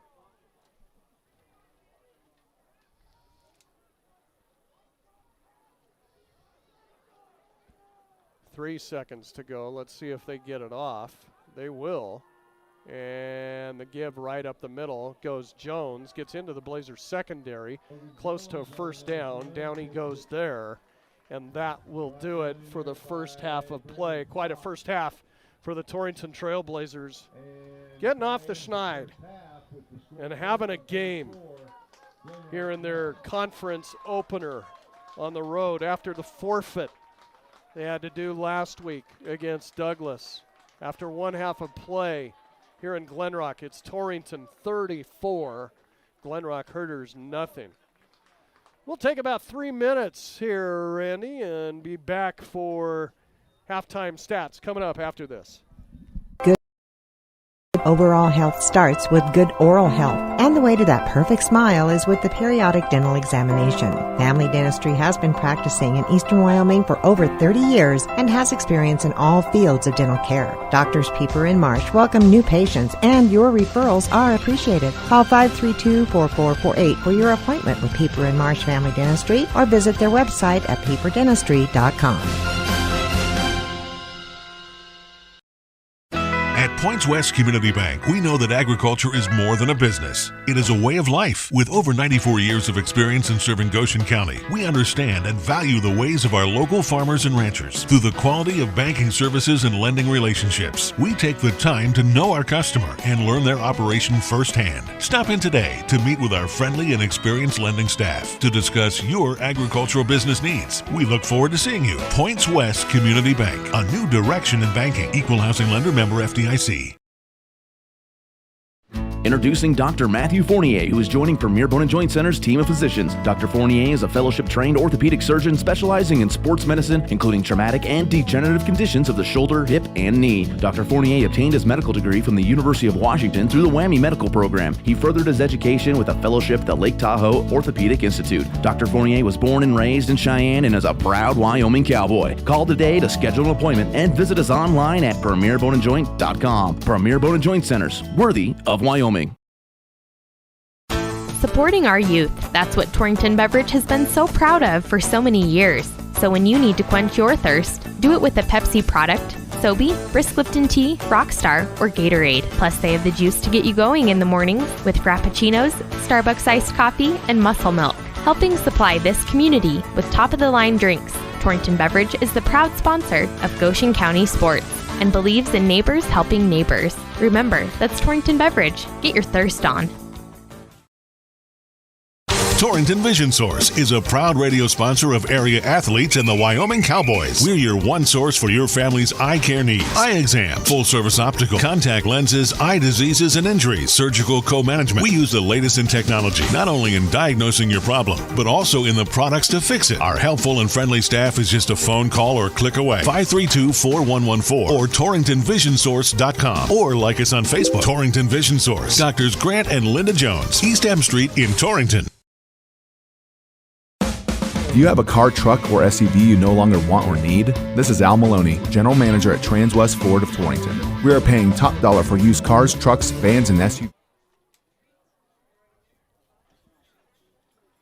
Welcome back to Glenrock High School, everybody. What a first half for the Torrington Trailblazers as they put up 5 scores, 5 touchdowns in that first half to take a 34-0 halftime lead over the Glenrock Herders. Halftime stats brought to you by North Platte Physical Therapy. North Platte Physical Therapy is committed to keeping you at the top of your game. On and off the field, Marnie and her crew are on the ball and ready to help you figure out what ails you and how to get you back to your best. Stop by at 1301 East M Street or call them 532-5355. North Platte Physical Therapy, providing quality professional care with a family-friendly atmosphere and always flexibility. All Blazers, as we said, in this first half of action in their conference opener. It started in the first quarter, 9:40 left. Torrington, I believe this was the opening drive of the game, took the opening kickoff, marched down the field, and Bivens to Wolf, 29-yard pitch and catch. The point after, there was an offsides penalty on the Glenrock Herders, moved it to the 1.5-yard line. Torrington tried the 2-point attempt. It was no good.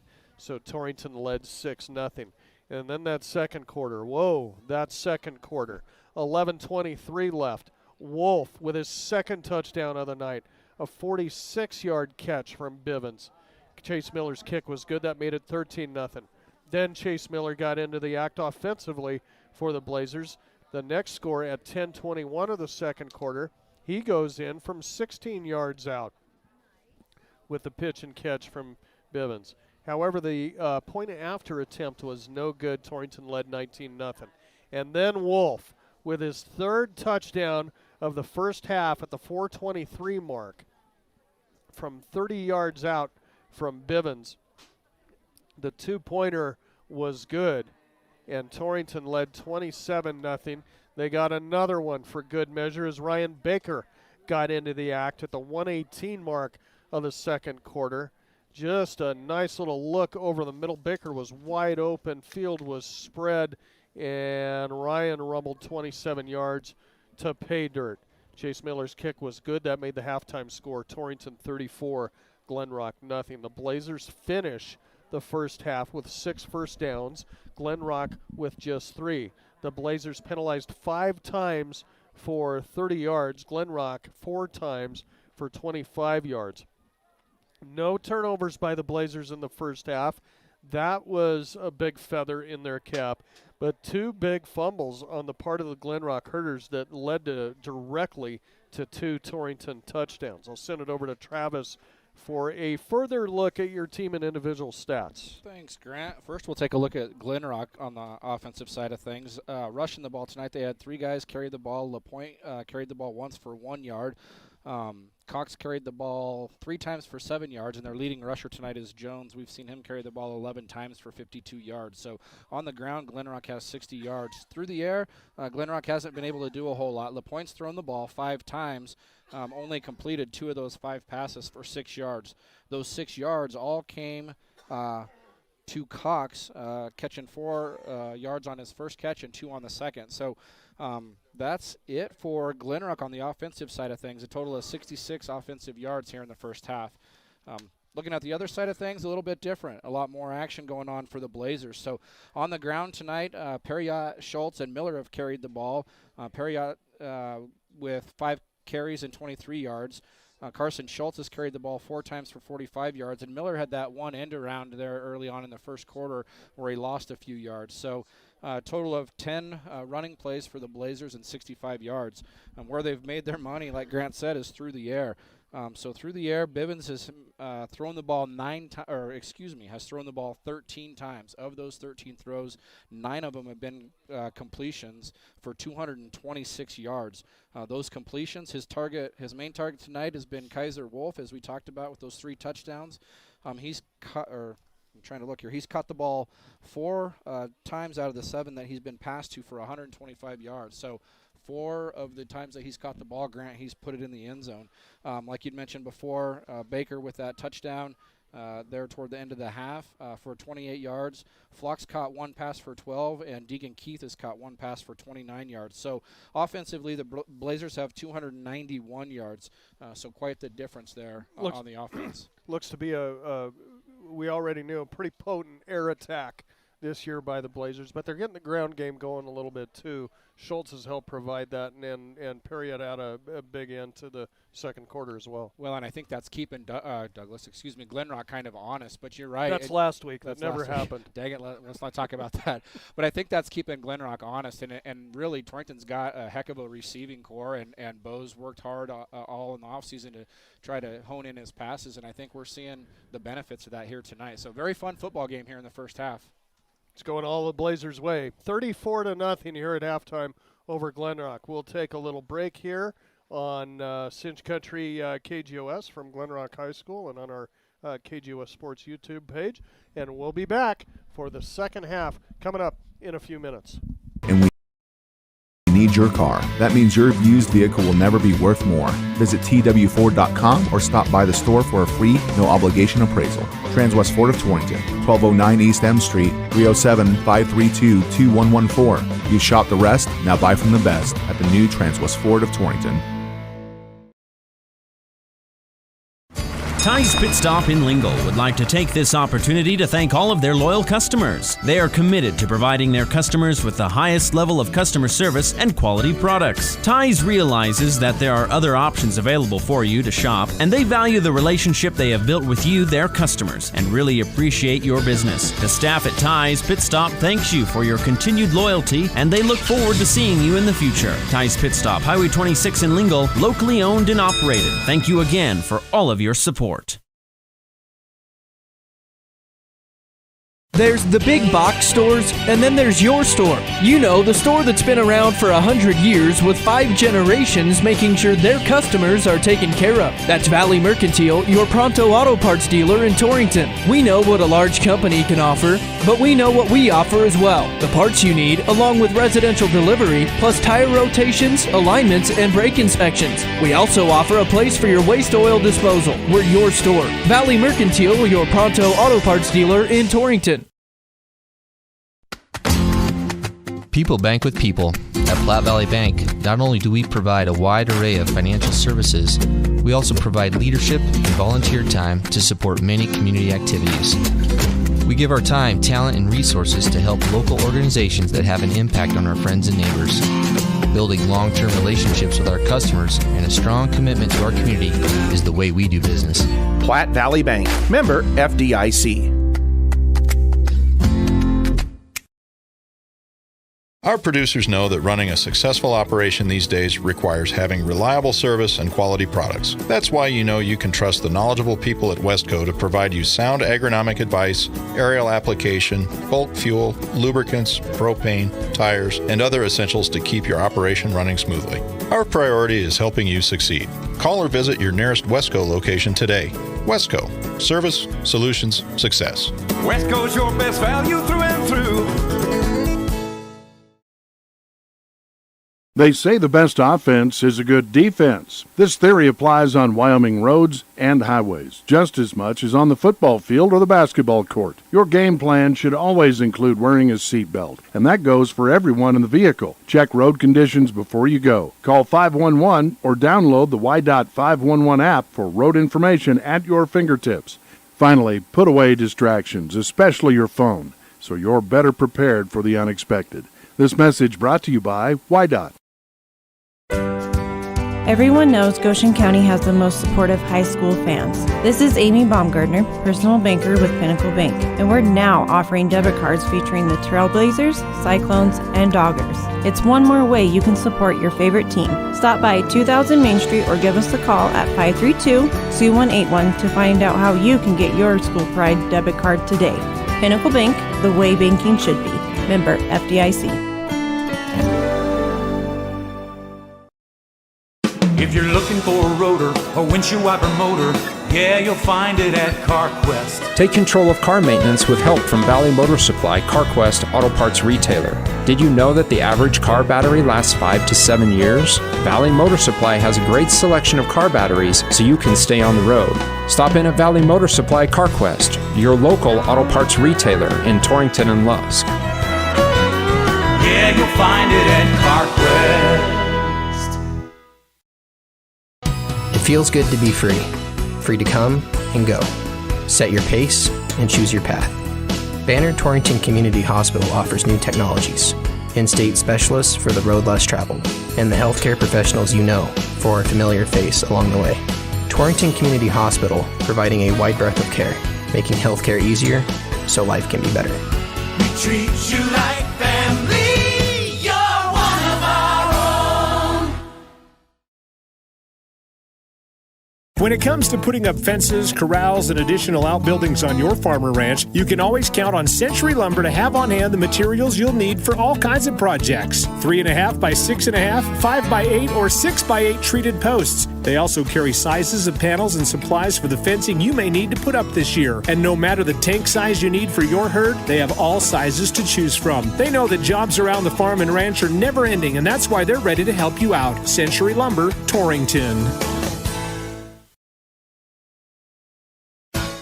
All right, welcome back to Glenrock, everybody. Ready to go here in the second half of action. And the Blazers, this might be a good deal. We talked a little bit about this at halftime. Even though they have to kick off, Travis, they get the wind here in the second half, and it's become significant, blowing right to left across that field. And so Miller will put that one well out of the end zone with the help of the wind. And it'll be Glenrock going to try to battle that tough Blazer D tonight and the wind. Well, that adds a layer for Glenrock, who's already struggling through the air. They're not going to be able to throw into that. And we've looking at the radar at halftime, some scattered showers headed this way from the west. So think we could see this the rest of the game. It's definitely going to benefit Torrington this third quarter. So we'll see if the Herders can put up a fight here in the second half. They'll start with a power I behind LaPointe. Movement early. Let's see which side it was on. I think it might be on Torrington. It's weird. I saw us move off to the left, but the far line judge is the one that threw the flag, so I don't know if he saw that too. Looks like it is on Torrington. 6 penalty on the Blazers for 35 yards tonight. Luckily, the vast majority of those have only been 5-yarders. But still, something to clean up, as it's happened many times tonight. See if Glenrock wants to take advantage of it. They'll stay with the run. Here's Jones up the middle. Caught from behind. Down he goes. Trevor Schaub once again having a game. The senior is. And maybe a yard and a half on the play by Jones.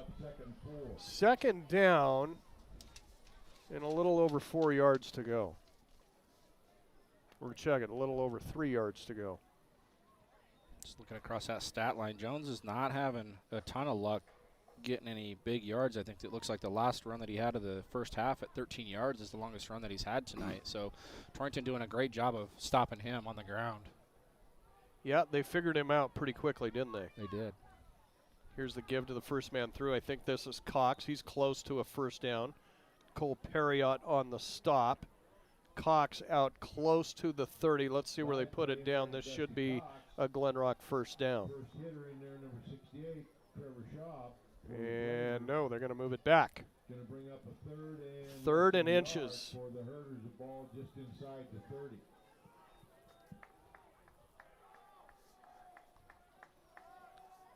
They'll split a receiver out to the left side.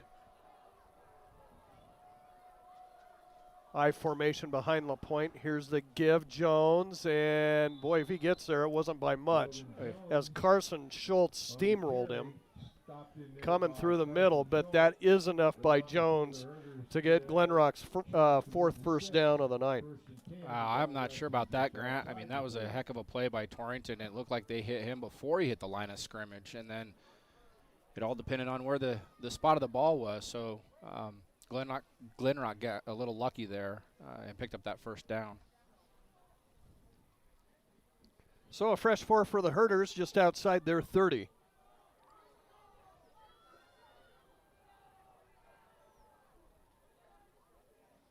Heiser will split out to the right side. Here's the give up the middle. Jones once again dragging Blazers with him as Kaiser Wolf corrals him at the 35-yard line. This will be a pickup of 5 on the play by Jones. Logan picks up about 5. It's going to bring up second and 5. Kyler Shields into the Torrington lineup. That's good to see. Haven't been watching that Blazers secondary too much. There hasn't been a lot of activity back there tonight, but it might be his first action of the game. I formation, give to the first man through. That's Cox. Not much. Cox on the carry. As Stopped in there by Caden Miller 50, Ned Nelson. there to put him down at about the 37-yard line. The Blazer interior line playing very well tonight. Assignment football, staying at home. Not as much of an assignment as it was back in the defending the double wing days. But still, just trying to stuff holes. Third and short. Pitch back, Jones, left side. Trying to dash through. He's got a first down across the 40, out to the 42-yard line. Tackle made, Kyler Shields and Bryce Hager.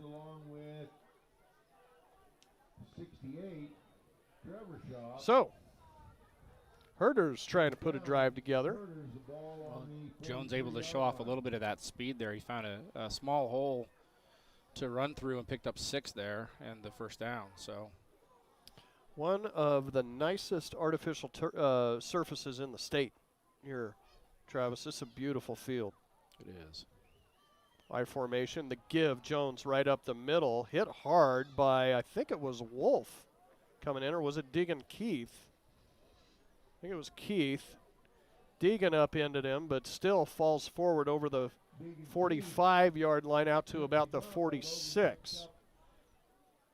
One thing Jones has been able to do is pick up an extra yard or maybe yard and a half on his runs because he falls forward. So in that pile, I feel like he's getting some decent spots. Hard running kid, though, for Glenrock. A lot of time coming off the clock here in the third quarter. We're down to 7.5 minutes just like that.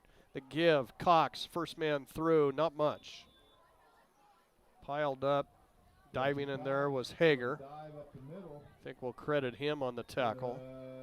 Not much, maybe a yard or two. It's going to bring up 3rd down and 6. The Torrington defensive line has been doing an excellent job all night tonight with getting the run stops. So those quick hits like that, they've usually picked up maybe 1 or 2 yards. That whole defensive line just really alive and awake and making some great plays. Heiser will split out left side once again, power I formation. Pitch back, Jones, right side. Cuts inside Hager. He's got a first down again. Jones skips out of bounds in Blazer territory. Schultz and Shields out there to bang him out of bounds. But it will be another first down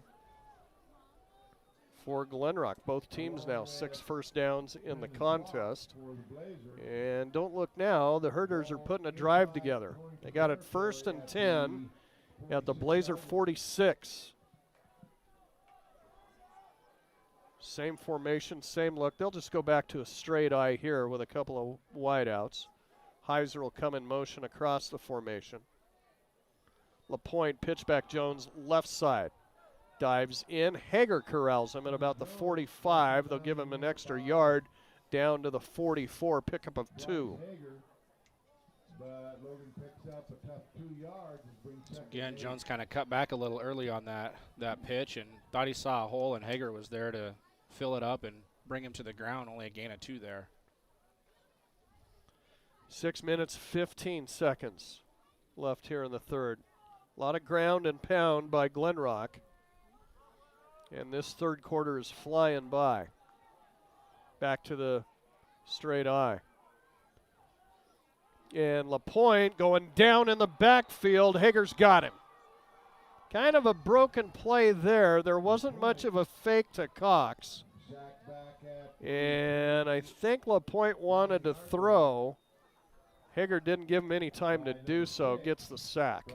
Well, and it's almost like LaPointe was trying to fake somebody out. I'm not sure who. It looked like he was maybe bobbling the ball or something like that, and it gave Hager enough time to get around that line and just wrap him up and throw him to the ground. So great hustle there by Hager. Glenrock has had a tough time hanging on to the ball tonight. 2 big fumbles in the first half leading directly to Blazer scores. 3rd down and 13. LaPointe, straight drop back, getting heat, fires. This is picked off in the middle of the field at the 34-yard line. Chase Miller. Intercepted by number 88. What you didn't see, Grant, on that play was Bryce Hager got to LaPointe again, and just as he was letting go of the ball, Bryce buried him into the turf. So just an outstanding defensive stand there by the Blazers all around. 3rd turnover by the Herders tonight. Boy, just when they were putting a pretty decent drive together. Try one through the air, and that happens. 1st and 10, Torrington, their own 34-yard line.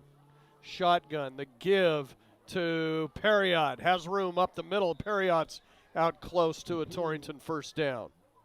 Out to about the 43-yard line. Might have needed 1 more yard to get that first. Give him a pick up a 9 there on a great run by Perriott.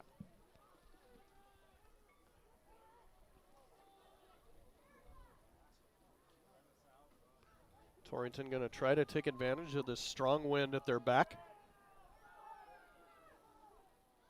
Came up during the first half of play. This time Bivens just going to keep it himself. He'll have the first.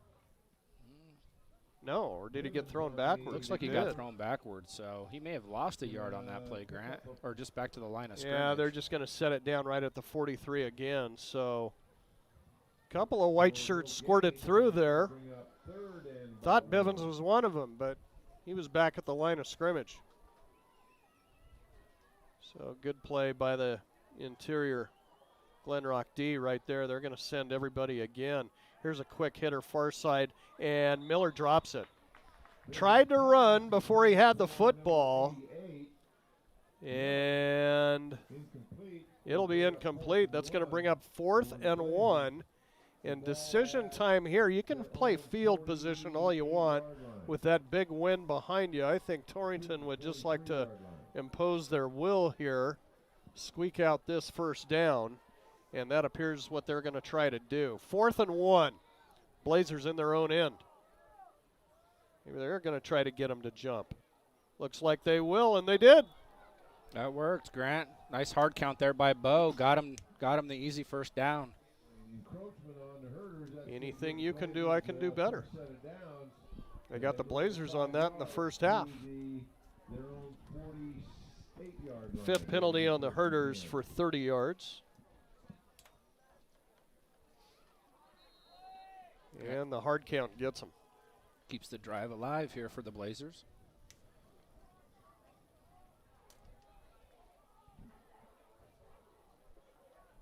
Shotgun, the give, Perriott up the middle, going nowhere. Caught from behind, Dusty Cox drills Perriott right at the line of scrimmage. They might give him forward progress to the 49. Pickup of 1. Just ran right into a whole slew of bodies, really. So didn't have anywhere to go on that, but still managed to pick up a yard, bringing up 2nd and 9. Keith and Wolf split out to the left side, Miller right side. Bivens shotgun. Perriott beside him. Glenrock will rush 4. Bivens with all the time in the world, rolling right, going for it all down the field, and it is incomplete. Looking out there for Chase Miller, who comes up a little bit gimpy. Chase battled some hamstring issues the last couple of weeks. I think he's okay, but he's given his all to try to run after that ball. He will come off. So hopefully that's not a serious injury to the Blazer kicker. Yeah, a big part of the special teams for Torrington, so hopefully he's okay. 3rd down and 9. And the Blazers will take a timeout. So, all the way down to 3:21 here. Excuse me, left in the 3rd quarter.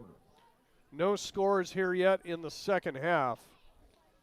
So it's Torrington 34, Glenrock nothing. And we're back to Glenrock High School in 30 seconds.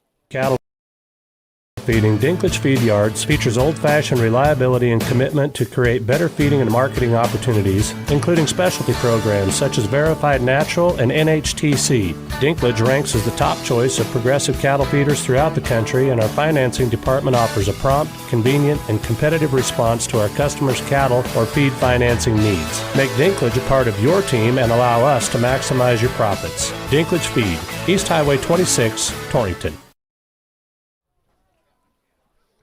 Quick score update over to Travis. So some finals across 4A. Number 1 Rock Springs beat Kelly Walsh 52-0. Number 3 Thunder Basin over Cheyenne South 45-6. Just looking at some finals quick. In Class 2A, upset over in Mountain View as Lovell beat Mountain View 20-7. As you guys are listening on the other station at halftime, the score I'm showing: Southeast 20, Lingle Fort Laramie 0. Scores brought to you by TD Real Estate. Big 3rd down play here for the Blazers. Bivens will audible. 4 wide receivers out. Straight drop back, looking down the field, fires over the middle, got Wolf, and he drops it.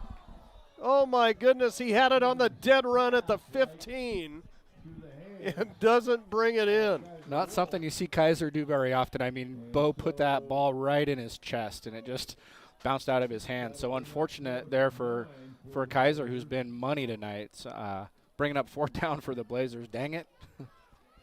Torrington will play field position. I think Wolf kept running. He was like, I can't go back on the field after that. He's just coming back to the huddle now. We'll see what Torrington chooses to do here. They will punt. So Wolf has to run an extra 15 yards behind the line of scrimmage.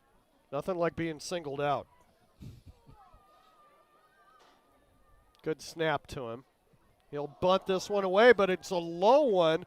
It hits a Blazer from behind and popped up in the air, and Dusty Cox will corral it and immediately get a cramp. That one, Kaiser kicked that one right at the line and just went straight up in the air. Cox able to catch it like he was playing center field, and then, like you said, Grant, immediately down with that cramp. The whole team over there trying to straighten his leg out for him. So good field position here for Glenrock once they start this possession. We had been told that Aiden Orozco was going to start at that fullback position, but it's been mostly Cox all game long. Now he's being attended to by the Glenrock training staff on the near side. Haven't had a chance to look over at Miller. I believe he's back in the contest. He is. Here's Jones right up the middle from the 43-yard line. Jones across the 45 out to the 46. So pick up a 3 there by Jones on that first carry of the possession. Schaub again on the stop. He's been a wild man tonight. A whole slew of tackles. He's been a little Trevor. Been a little bit everywhere on that field, hasn't he? So good to have him back in the lineup. Missed him week 1, as they did Ryan Baker.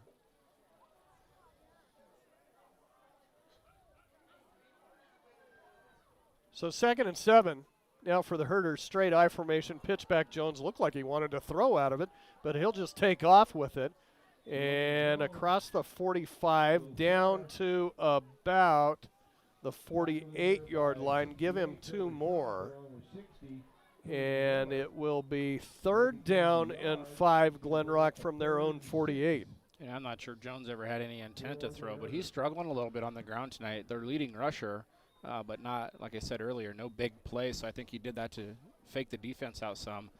Fortunately for us, Torrington's playing their positions and didn't fall for it, and not a big gain.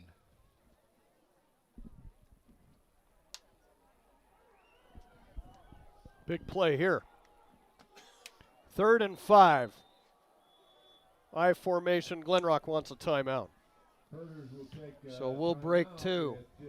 1 minute, 27 seconds left. 3rd quarter of play. Clark and Associates scoreboard. It's Torrington 34. Glenrock Herders nothing. And we're back to Glenrock in 30 seconds. But Domino's is giving away $50 million worth of surprise frees, like free pizza, lava cakes, or cheesy bread when you order delivery online. And we found some unique ways to get the word out. Like shouting from the rooftop! Free cheesy! Screaming it! We even called Paul Revere. Free lava cakes are coming! Order delivery online and you could get a surprise free from Domino's. No purchase necessary. Open U.S. residents 13 and up through 11/21/21. Odds of winning are 1 in 14. See rules at surprisefrees.domino's.com for free entry, blackout dates, restrictions, and details. Hi! Welcome back to Glenrock. Right over to Travis for another score update. At the half, we've got a close one up in Lusk. Number 4, Pine Bluffs 12. Number 1, Lusk 8. So Pine Bluffs giving Lusk everything they want at home. A few other scores at the half. Kemmer 20, Pinedale nothing. In 2A, I'll try to go through some more between plays here, guys. Got an update from John Gunn. 26-8 now in the 4th quarter. Here's a pass attempt by LaPointe. Boy, he got put on his pocket by Bryce Hager. That's incomplete. And Hager really got after him there. I have a feeling that LaPointe is going to remember number 6 for the Blazers for the rest of the year. He's gotten to him 3 times and just buried him. That's going to bring up a 4th down. Nothing to lose at this point for Glenrock. They'll probably go for it. Good in 3A at the half. Number 2, Cody over Warland, 13-7. Buffalo over Green River, 7-6. Evanston over Riverton, 12-7. Those games all at the half. Heiser split out left side, power I formation. 4th down, Herders near midfield. Pitchback, Jones cuts back at midfield into Blazer territory. Spun, thrown out of bounds by Shields. No flag coming in. Not enough for a first down. Paul Downing arguing his case that should have been a late hit, but the officials don't think so. And what are we going to have here? Looks like they're trying. Looks like they're going to have enough for a first down, are they not? Yep. They're not entertaining the tackle, which I think was actually clean by the Blazers, and they're just looking at whether it's a first down or not. So the officials are going to chat real quick, try to figure out where the ball is placed and if it is a first down. Oh, I see. They moved the chains already for Torrington. Oh. That's what they did. And so now they have to determine where the first down marker was going to be, and I believe it was the 48, which means they wouldn't have gotten it. Well, now the PA announcer is saying that it's Torrington first down. Yeah. Yeah, Okay. They had already moved the chains to Torrington's possession. Gotcha. I'm with it now.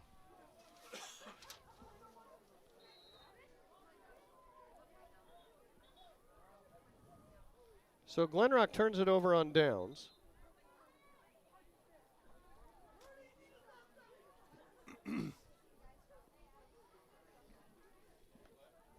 Minute 14 left here in the third quarter. Bivens, shotgun, the handoff. Carson Schultz rumbling up the middle across midfield, down at the 47-yard line. Good enough for a pickup of 4 on the play by Carson. Nice hard run there by Carson. Good way to start off this set of downs for the Blazers to pick up a 4. So clock winds down inside a minute now.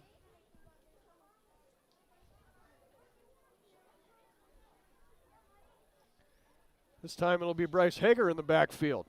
Bivens going to split out wide. 4 wide receivers out in the pattern. Hager's going to take it himself. Off right tackle, puts his head down, spun backwards, near a first down. Didn't quite get there, though. Pickup of about 4 on the play for Bryce. It'll be 3rd down and 2. So from the 43. Something a little different for Glenrock to look at from Torrington. But he made a nice tackle. 3rd down and 2.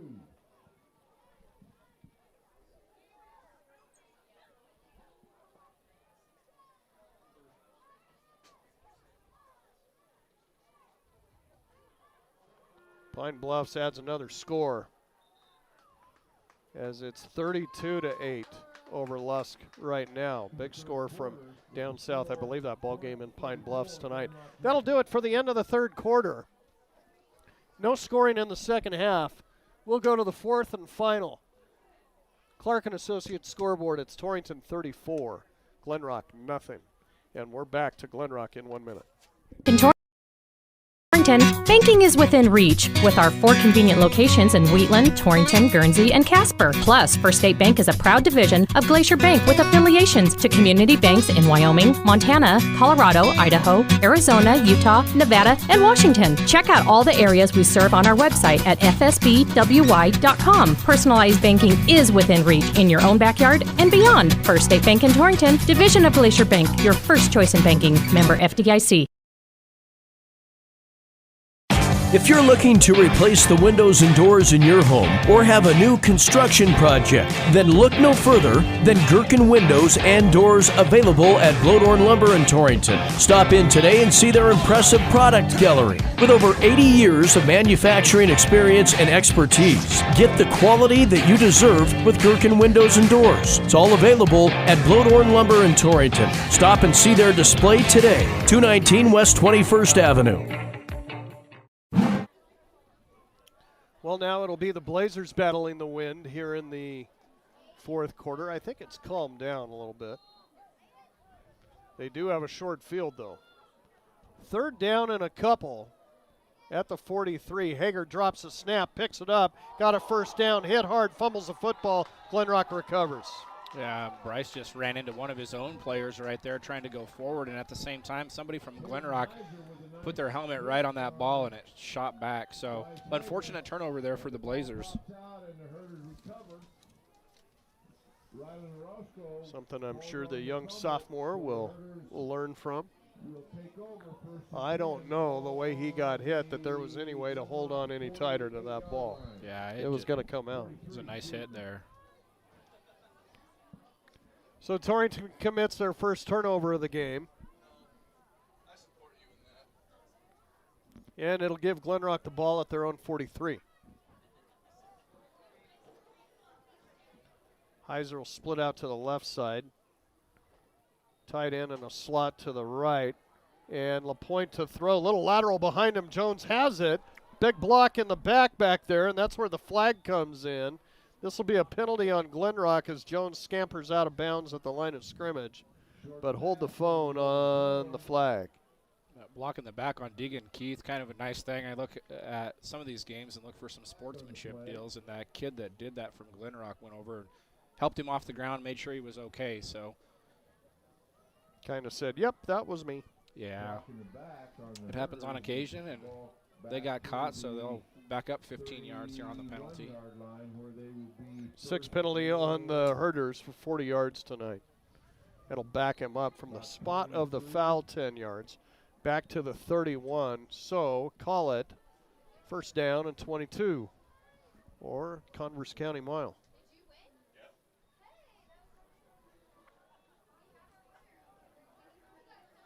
Heiser again split out to the side. LaPointe under center. The give to Jones has some room near side. Jones to the 40. Midfield into Blazer territory and down at the 40-yard line. Big run, biggest run of the night for Logan Jones.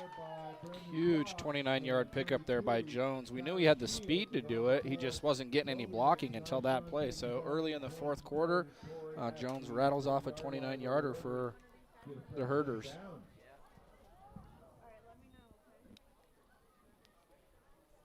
First and 10 Glenrock at the Blazer 40. Torrington will rush 5. A give up the middle. Cox is back in there after the cramp, and he drags Bryce Hager down to the 34-yard line. Pickup of 6. And the Herders beginning to chew up some yardage here in the fourth quarter. Keeping an eye on that Clark and Associates clock. 11 minutes left here in this fourth. Don't forget Tim Hurst and the high school football scoreboard show coming up. Kerm FM 98.3 FM tab on the internet on the KGOS website. Here's Jones up the middle, close to a first down. Think he's got it. Carson Schultz on the stop. And now Glenrock now leads in the first down category.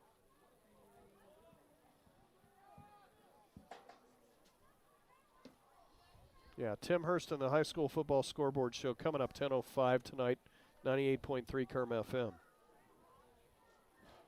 Cowboys tomorrow at Northern Illinois on the FM at 11:30. Cox up the middle once again, spun around quickly by Schaub, thrown to the turf. Still positive yardage as they'll give him 1. 2nd and 9. Just thinking this half of the football game, I think Glenrock's probably leading in time of possession, but they haven't been able to put anything on the board.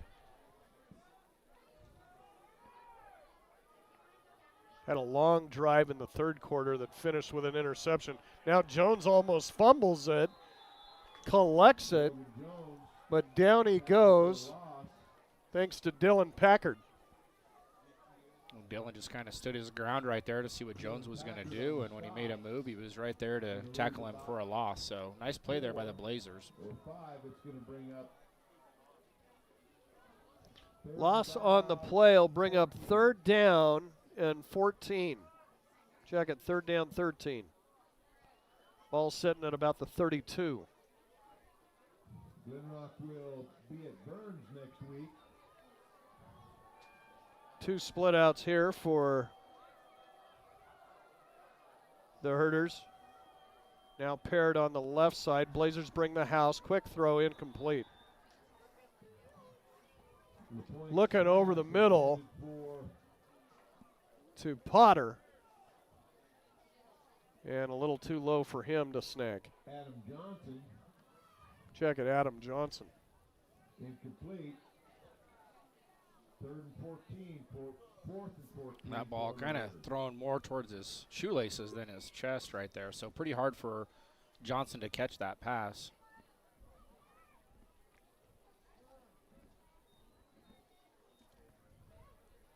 That'll stop the clock with 8:43. Once again, Torrington back at home next week, hosting Tongue River. That'll be a 5:30 pregame show, kickoff at 6. So tune in for that. We'll have that telecasted as well. Glenrock going to take a timeout here. Again, 8:43 left in the ball game. 34-0 Torrington. Herders driving back in 30. Football and volleyball. Heartland Embroidery is ready to dress you up in the perfect apparel to root for your favorite team. They've got all you'll need to represent the Doggers, Blazers, and Cyclones, and anything in the store can be customized to show your favorite students or player's number and name. Don't forget about Cowboy football. Heartland Embroidery is proud to be the area's largest retailer of cowboy gear and apparel. It's all at Heartland Embroidery, downtown Torrington. TD Real Estate update on scores. Here's Travis. Looking across 4A, all games have gone final. So Rock Springs over Kelly Walsh, 52-0. Sheridan over Cheyenne Central, 31-20. Thunder Basin over Cheyenne South, 45-6. East over Campbell County, 27-21. And Natrona County beat Laramie, 45-0. In 3A, most games are in the second half. Number 3 Powell is beating Lander right now, 35-13. Cody over Worland, 28-7 in the third. 4th down and 13. They'll go for it. LaPointe to the air, to the goal line. It's picked off. Brendan Flock at the 5. Turns on the Jets to the 30. And out of bounds at the 37-yard line. Torrington has their second pick of the second half. A couple of Blazers down on the play. Kyler Shields slow to get up. Taryn Faber, they might have collided, those two. Looks like we have a flag on the play too, Grant. So a lot happening right there as Glenrock was going big or going home. And I think we got a block in the back on the return. Flock able to haul that one in for the interception. Spot of the foul was the 27-yard line. So march the Blazers back 10 from there to the 22. That's where they'll, or check it to the 17. Some finals looking at 1A. Grant, Saratoga over Moorcroft, 34-6. Right over Wyoming Indian, 53-0. Pine Bluffs and Lusk, I know you'd give that score. Wyoming Preps has it at 19-8 right now. Yep, it's a little bit bigger margin than that. That ball game almost over with. Here's Perriott up the middle. Cole across the 20. Guts it out to the 22.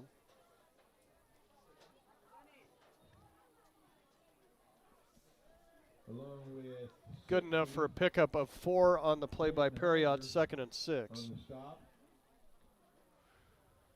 So Tongue River, that's an improved ball club from last year. They're getting looks at the top 5.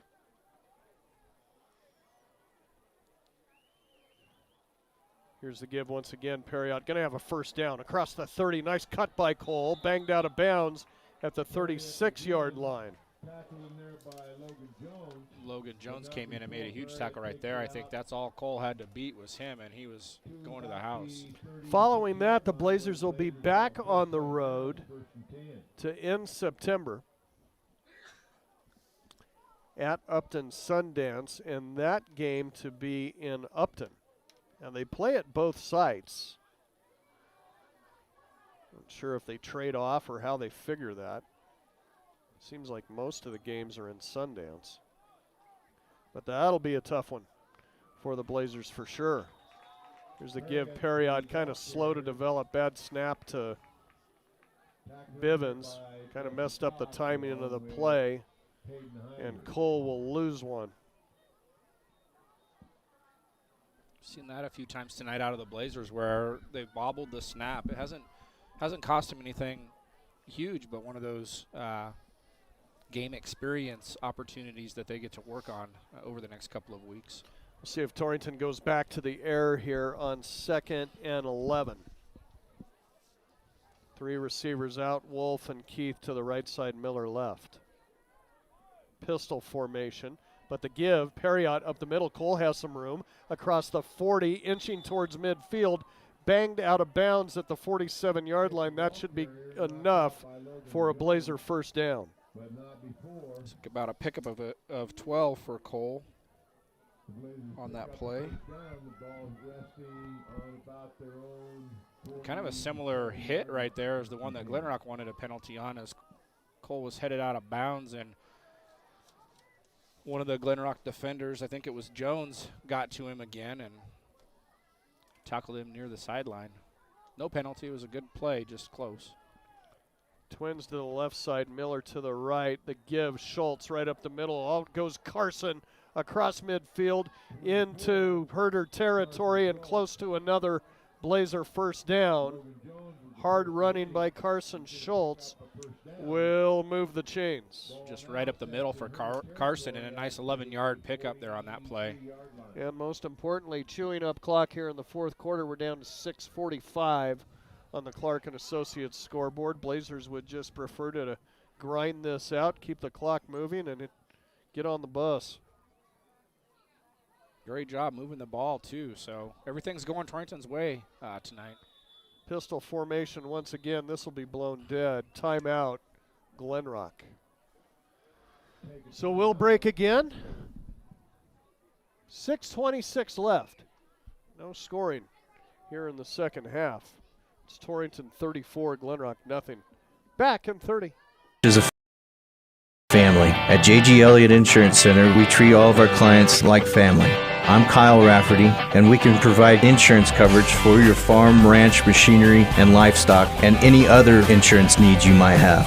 The right insurance can help you protect your family, your future, and keep your operation running in any season. Let us protect what means the most to you. Give me a call or stop by my office in Torrington. J.G. Elliott Insurance Center, a Platte Valley company. Might have given this score earlier, Travis. 32-8 now, Pine Bluffs over Lusk. Not quite sure if that's gone final. I love YO Preps because they do a fair job of updating things, but on occasion they get behind. I know I gave a completely different score. It's always good to listen to our own radio guys and get it when it happens, right? Mike McNamee on Kerm FM down in Pine Bluffs tonight.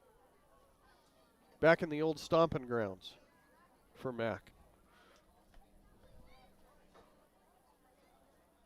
Well, after the timeout by Glenrock, it'll be 1st and 10 Blazers. After the big run by Schultz.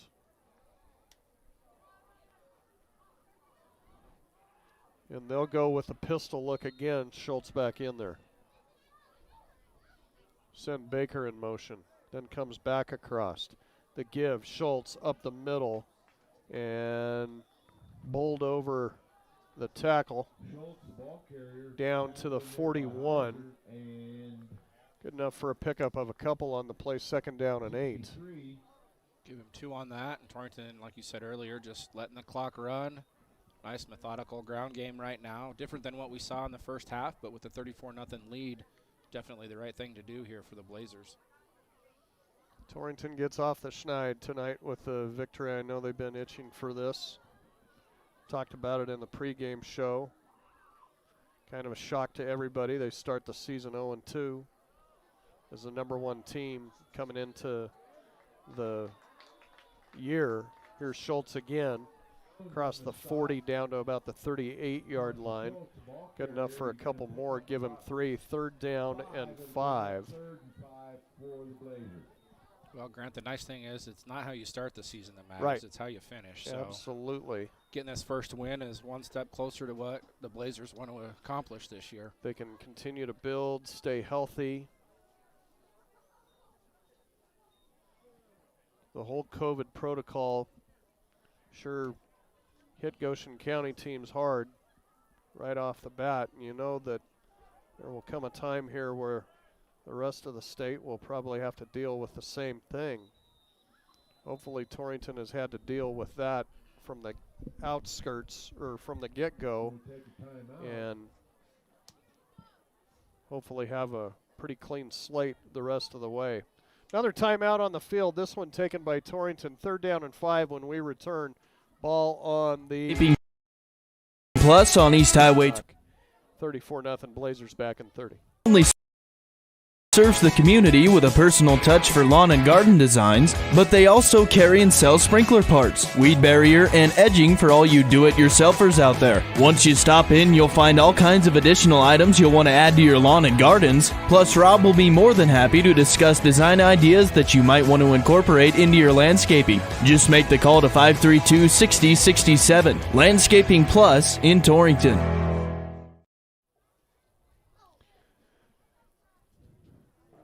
So as we said, the Blazers back at home next week hosting Tongue River, on the road the following week at Upton Sundance, and then to start October, home against Bighorn. It's a couple of back-to-back games that should be good there, Grant. Well, really 3, I suppose, all of them. Blazers will have a game at home the next week on the 8th. Against Newcastle. And a couple biggies to finish the regular season. On the road at Wheatland. That should be something coming into that ball game. And then finishing out the regular season at home against Burns. 3rd and 5. Pistol once again. Bivens going to throw. Fires over the middle. Got a man, and it's dropped by Miller. Another great shot at a catch. And the Blazer receivers can't haul it in. And that one hit Miller right in the hands, but he was kind of turning in a circle a little bit. So I don't know if it was behind him or what happened there, but he wasn't able to haul that in. I think if he would have caught that, he might have taken that all the way into the end zone for the first score in the second half. Instead, it brings up 4th and 5 and a decision for Torrington. Punting into a pretty stiff breeze. I don't know that they want to do that. On Glenrock's end of the field, 5 yards to go, they're going to go for it. Twins to the left side. Offset I behind Bivens under center. Gearing loading the box. Bivens going to throw. Has time. Now just going to flare it out. It's incomplete. Tried to throw it out there to Cole, but Perriott couldn't get to it, and the Blazers will turn the football over on downs. And Glenrock going to try to get the goose egg off of the scoreboard with one last attempt here. 4:41 left to go. And again, 34-0. Blazers going to start the conference season 1-0. Looking at the scoreboard again at Grant, we got Wheatland over Bighorn, 20-13 right now. That game in the 4th It's a good quarter. ball game. Yeah, according to Wyoming Press, that might be final 2. We don't know, but yeah, great ball game. Doesn't look like there's really any other score updates that I have for you. LaPointe will come up under center, straight eye behind him. The give to the first man through, Cox, not much. Bangs into his own guy, and who else on the tackle but big number 68, Trevor Schaub. You have a score, I guess, in the out-of-state opponent. Final in 3A, number 4 Douglas beat Belle-Fourche, South Dakota, 51-0. So not much of a game there for Douglas this week. Well, certainly the Bearcats didn't get all out of their pre-conference season schedule that they wanted with the forfeit by the Blazers and not much competition put up by Belle-Fourche today. Here's a give to Jones right up the middle. About a 4-yard pickup for him. They'll set it down at the 44-yard line. Going to be 3rd down and 4 for the Herders. Keeping an eye on the clock on the CNA scoreboard. 3:35. 3rd and 5 for the Blazers. Excuse me, the Herders. Glenrock not in a huge hurry right now, down 34-0. 3:20 or so on the clock, and they're taking their time getting up to the line. They'll split a receiver to either side, Johnson and Heiser. LaPointe with the straight eye behind him, pulling guard. Jones up the middle, across the 45, but pushed down at the 46. Again, Schaub on the stop. And it'll be 4th and 1. We've seen Glenrock go for this 4th down all night tonight, so I'm sure this is another one of those cases where they're going to do that. They've been pretty successful picking up 1 or 2 yards right here, so let's see if the Blazers can get a big stop on 4th and 1. Torrington will go pretty conventional with the defense. Linebackers sneaking up. LaPointe will give to Jones, got a 1st down. Across the 48 out to the 49-yard line. And that'll move the chains for Glenrock. 9th 1st down of the contest. Jones hit at the line of scrimmage there and then just able to spin around and fall for a pickup of 2 in the 1st down. So 2:15 to play. Clock moving. They'll send Twins to the right side.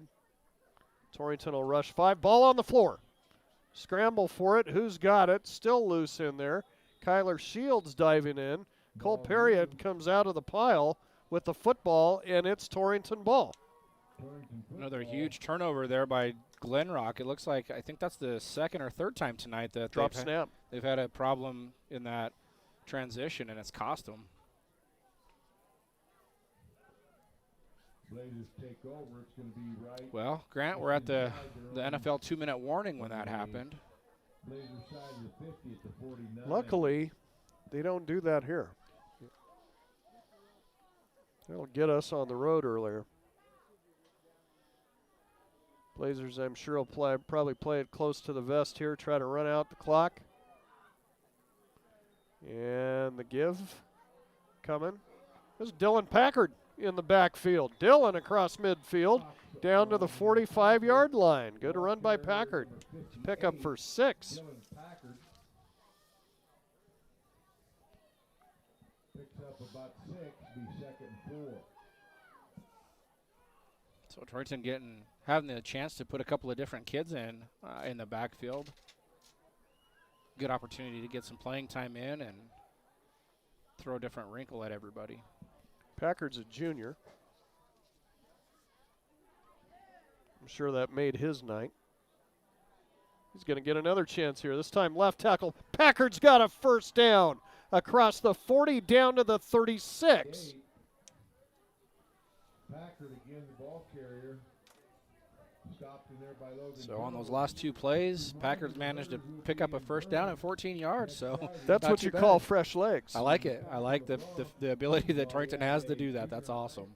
Excuse me, 7th and 8th grade game Tuesday. He's loving it, you can tell. Now he's got to come out.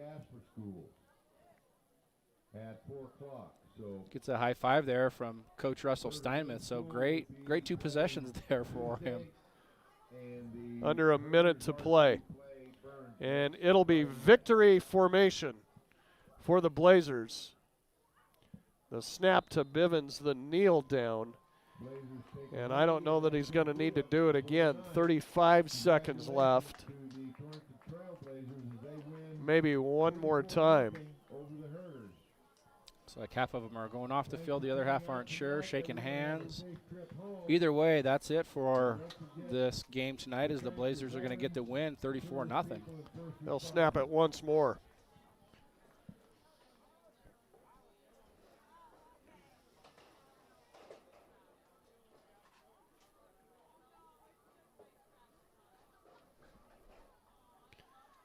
And they won't need to. Clock will expire, and Torrington has picked up their first victory of the season and a conference one to boot. Final score from Glenrock.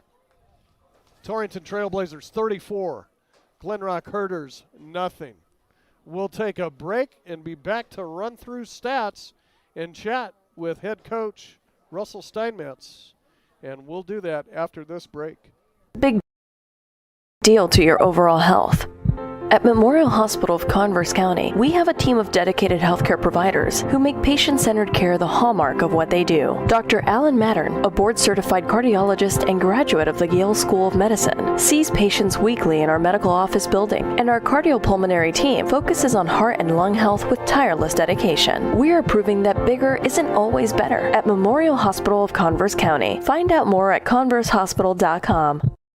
Pieper and Marsh Family Dentistry knows good overall health starts with good oral health, and the way to that perfect smile is with the periodic dental examination. Family Dentistry has been practicing in eastern Wyoming for over 30 years and has experience in all fields of dental care. Doctors Pieper and Marsh welcome new patients, and your referrals are appreciated. Call 532-4448 for your appointment with Pieper and Marsh Family Dentistry, or visit their website at pieperdentistry.com.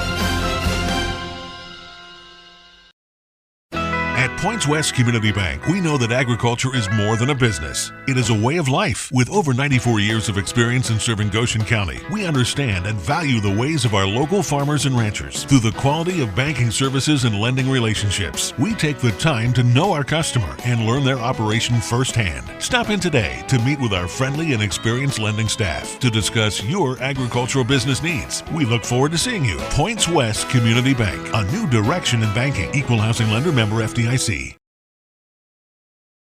Introducing Dr. Matthew Fournier, who is joining Premier Bone & Joint Center's team of physicians. Dr. Fournier is a fellowship-trained orthopedic surgeon specializing in sports medicine, including traumatic and degenerative conditions of the shoulder, hip, and knee. Dr. Fournier obtained his medical degree from the University of Washington through the WWAMI Medical Program. He furthered his education with a fellowship at the Lake Tahoe Orthopedic Institute. Dr. Fournier was born and raised in Cheyenne and is a proud Wyoming cowboy. Call today to schedule an appointment and visit us online at premierboneandjoint.com. Premier Bone & Joint Centers, worthy of Wyoming.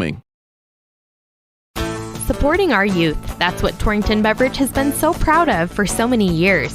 So when you need to quench your thirst, do it with a Pepsi product, Sobe, Brisk Lipton Tea, Rockstar, or Gatorade. Plus, they have the juice to get you going in the mornings with Frappuccinos, Starbucks iced coffee, and Muscle Milk, helping supply this community with top-of-the-line drinks. Torrington Beverage is the proud sponsor of Goshen County Sports and believes in neighbors helping neighbors. Remember, that's Torrington Beverage. Get your thirst on. Torrington Vision Source is a proud radio sponsor of area athletes and the Wyoming Cowboys. We're your one source for your family's eye care needs. Eye exam, full-service optical, contact lenses, eye diseases and injuries, surgical co-management. We use the latest in technology, not only in diagnosing your problem, but also in... Full and friendly staff is just a phone call or click away. 532-4114 or TorringtonVisionSource.com, or like us on Facebook. Torrington Vision Source. Doctors Grant and Linda Jones, East M Street in Torrington.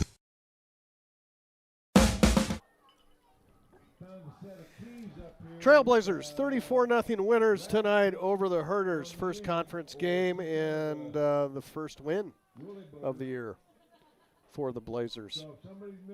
And end of the game wrap-up brought to you by number 34. Number 34 at 117 West 22nd Avenue in Torrington knows that young people face difficulties socially as well as keeping up with day-to-day life. That's when number 34 is available not only to the individual, but to the family as a whole. They offer counseling, therapy, and wraparound services to all who qualified, structured, creative, an individualized program set up to address all of life's issues. That's number 34. Give Shad a call, 532-0134. Number 34, bringing you end of the game stats. Well, we went through everything in the first half. There was not much to talk about, just trading possessions really in the second half. So we'll go back through that first half once again. Blazers struck first, opening drive of the ball game, 9:40 left. Kaiser Wolf had a game. First one, he hauled in from 29 yards and went to pay dirt. The two-point attempt was no good. Torrington led 6-0. Second quarter. Second quarter, 11:23 left. Wolf again with 46-yard pitch and catch. That made it 13-0. Second quarter, 10:21. Miller with a 16-yard catch. That got him into the end zone. The point after was no good. 19-0 Blazers at that point. 4:23, and Wolf with his third touchdown of the night. This one from 30 yards out, 27-0. And the other score before half, 1:18 left. Ryan Baker gets into the act, hauls it in over the middle, goes 27 yards to pay dirt. The kick was good, and with no scoring in the second half, that was pretty much the ball game right there. 34-0 at half, and 34-0 your final score. Blazers with 11 first downs on the night. Glenrock ends with 9. Torrington penalized 6 times for 35 yards, 6 times for Glenrock for 40 yards. But the real key in this one was turnovers and capitalizing on those turnovers. Glenrock turns the ball over 5 times tonight, 3 fumbles, 2 interceptions. The Blazers just once. And I think what we'll do here is, Chris, let's take a quick break as Coach Steinmetz has made his way up to the press box here. So we'll take a little break here, get him mic'd up, and chat with him after this timeout. Again, Torrington wins it 34-0. You no longer want or need? This is Al Maloney, General Manager at Transwest Ford of Torrington. We are paying top dollar for used cars, trucks, vans, and SUVs. Inventories are tight and we need your car. That means your used vehicle will never be worth more. Visit twford.com or stop by the store for a free, no obligation appraisal. Transwest Ford of Torrington, 1209 East M Street, 307-532-2114. You shop the rest, now buy from the best at the new Transwest Ford of Torrington. Ty's Pit Stop in Lingle would like to take this opportunity to thank all of their loyal customers. They are committed to providing their customers with the highest level of customer service and quality products. Ty's realizes that there are other options available for you to shop, and they value the relationship they have built with you, their customers, and really appreciate your business. The staff at Ty's Pit Stop thanks you for your continued loyalty, and they look forward to seeing you in the future. Ty's Pit Stop, Highway 26 in Lingle, locally owned and operated. Thank you again for all of your support. Blazers win it tonight here in Glenrock, 34-0 your final score, and we are joined by head coach Russell Steinmetz of the Torrington Trailblazers. Hey, congratulations on that first conference victory, first victory of the season. Always good to get that monkey off the back. Absolutely, and just being hungry to play a game without, with last week's unforeseen circumstances, so just being able to get that game in tonight was awesome. I thought you and your coaches deserve a lot of kudos for dialing up a wonderful, wonderful game plan. The schemes look like they worked to a T. You had a lot of open receivers out there. You got them the ball, and they got in the end zone. Yeah, Coach Nikolai, our offensive coordinator, we saw things on film. He sees a lot more things on film. He just has great vision, and right now we're so excited to have so many skilled players that are able to get open and a quarterback that's able to get the ball to them. I'm sure you want to talk a little bit about your senior leader. He's been an all-stater before, and all-conference before, but Kaiser Wolf with a tremendous night. Yeah, Kaiser, great game all the way around. That first half, can't remember how many times he saw the end zone, but no, he's just such a threat. And teams are combo covering him, and he's still able to get open and then makes those miraculous catches. And he helped us on defense tonight in the secondary, and then with our punting duties. Coach, talk a little bit about, I'm just looking at the stats, and the listeners at home haven't heard this yet, but unofficially I've got you down for 373 total yards of offense. You did a great job tonight of mixing it up in that first half through the air and then the second on the ground. Was that part of the plan? What we really wanted to do was establish the line of scrimmage and be able to come out and run the ball. And when you run the ball, the passing game really comes open. Tonight, in the first half, we didn't run the ball too well, but we had receivers open. They were getting themselves open. Great route combos called by Coach Nikolai. So they did well there. And then the second half, we were able to run the ball. We missed a few receivers there, which could have got us some points, but overall, we got the W. You know, I thought too, Russell. No game is easy on the road, especially when you get into conference play and whatever else. But one of those things to do to be successful is to take advantage of turnovers. And all of those turnovers in that first half, you put points on the board immediately afterwards. Yeah, and I mean, there's nothing like, because you have some momentum once you get one of those takeaways. So might as well take a shot and see if you can gain even more momentum. So Nikolai's always looking for when to take a shot, what to take a shot with, when he's watching film. So he really had some of those dialed up this week.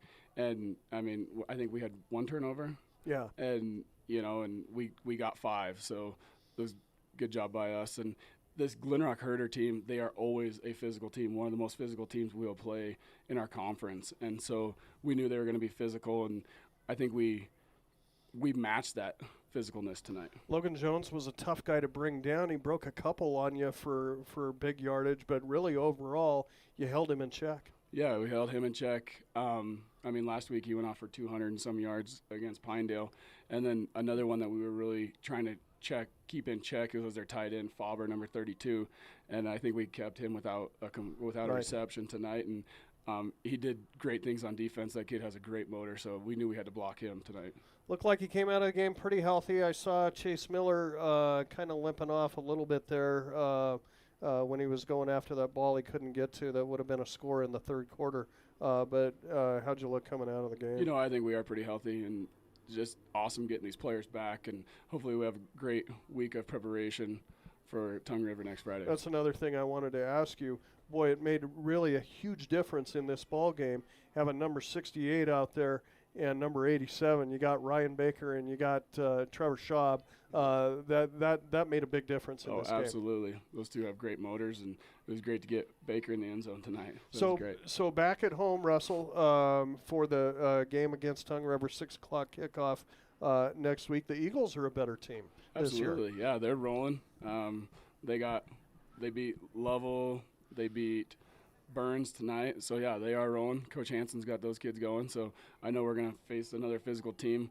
That was a team that we faced last year. We went up there on the road, and that first half we never got out of the bus. So hopefully we don't have that excuse this year. Seems how we're at home against the Eagles. So I'm excited for this game. Well, congratulations on the victory. Thanks for joining us once again. We'll let you get on the bus so you can get home, and good luck in your preparations for the game next Friday.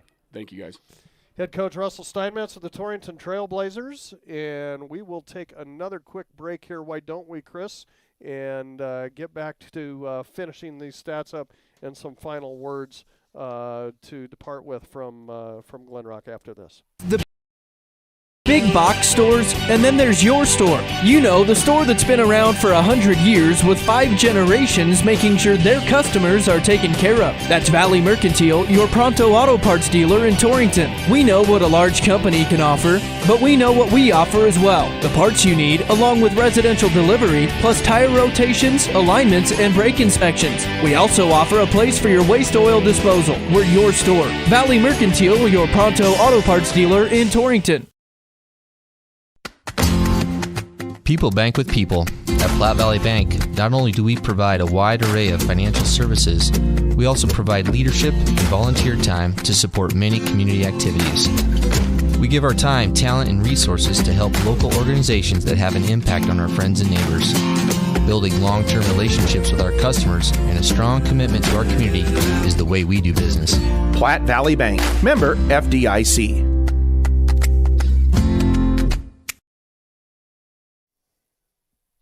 All right, back to the stats here. Again, 34-0 victory for Torrington. Blazers finish the game with 11 first down, Glenrock 9.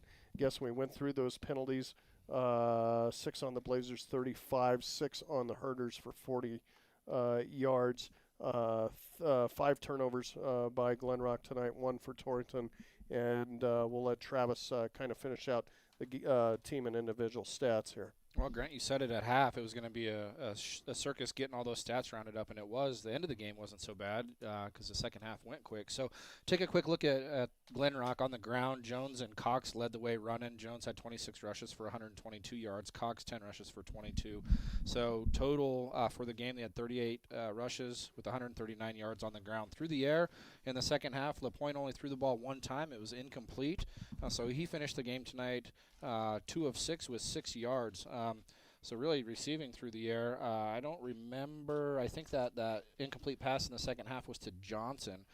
So really not a whole lot going on there through the air for Glenrock. So they finished up the night with 145 yards of total offense. A little bit different story for the Trailblazers. On the ground, we had quite a few people carry the ball, but rushing was led by Carson Schultz. He actually, in yards, he carried the ball 8 times for 65 yards. Perriott carried the ball 11 times for 61 yards. Bo had 1 carry he got it back to the line of scrimmage. Packard, we talked about that late in the game. Actually, he's the reason why we were able to get that first down and then go into the victory formation. So he had 2 rushes for 14 yards. Hager had 1 for 4, and then Miller early on in the game had 1 and lost a few yards on that. So overall on the ground, Torrington had 24 carries for 174 yards. Through the air, nothing changed as far as passing yardage is concerned in the second half. We kept the ball on the ground a lot. Bo did throw the ball 3 times. All 3 were incomplete, just out of the reach of the hands of his receivers. I think Miller twice and Kaiser once, if I'm not mistaken. So anyway, Bo finished the night 9 of 16 with 226 yards. Again, talking a little bit about the receiving core, not a whole lot changed. Deegan had 1 catch for 29 yards. Flock had 1 for 12. Wolf was thrown to 8 times for 125 yards and those 3 touchdowns. Miller was thrown to 5 times for 52 yards.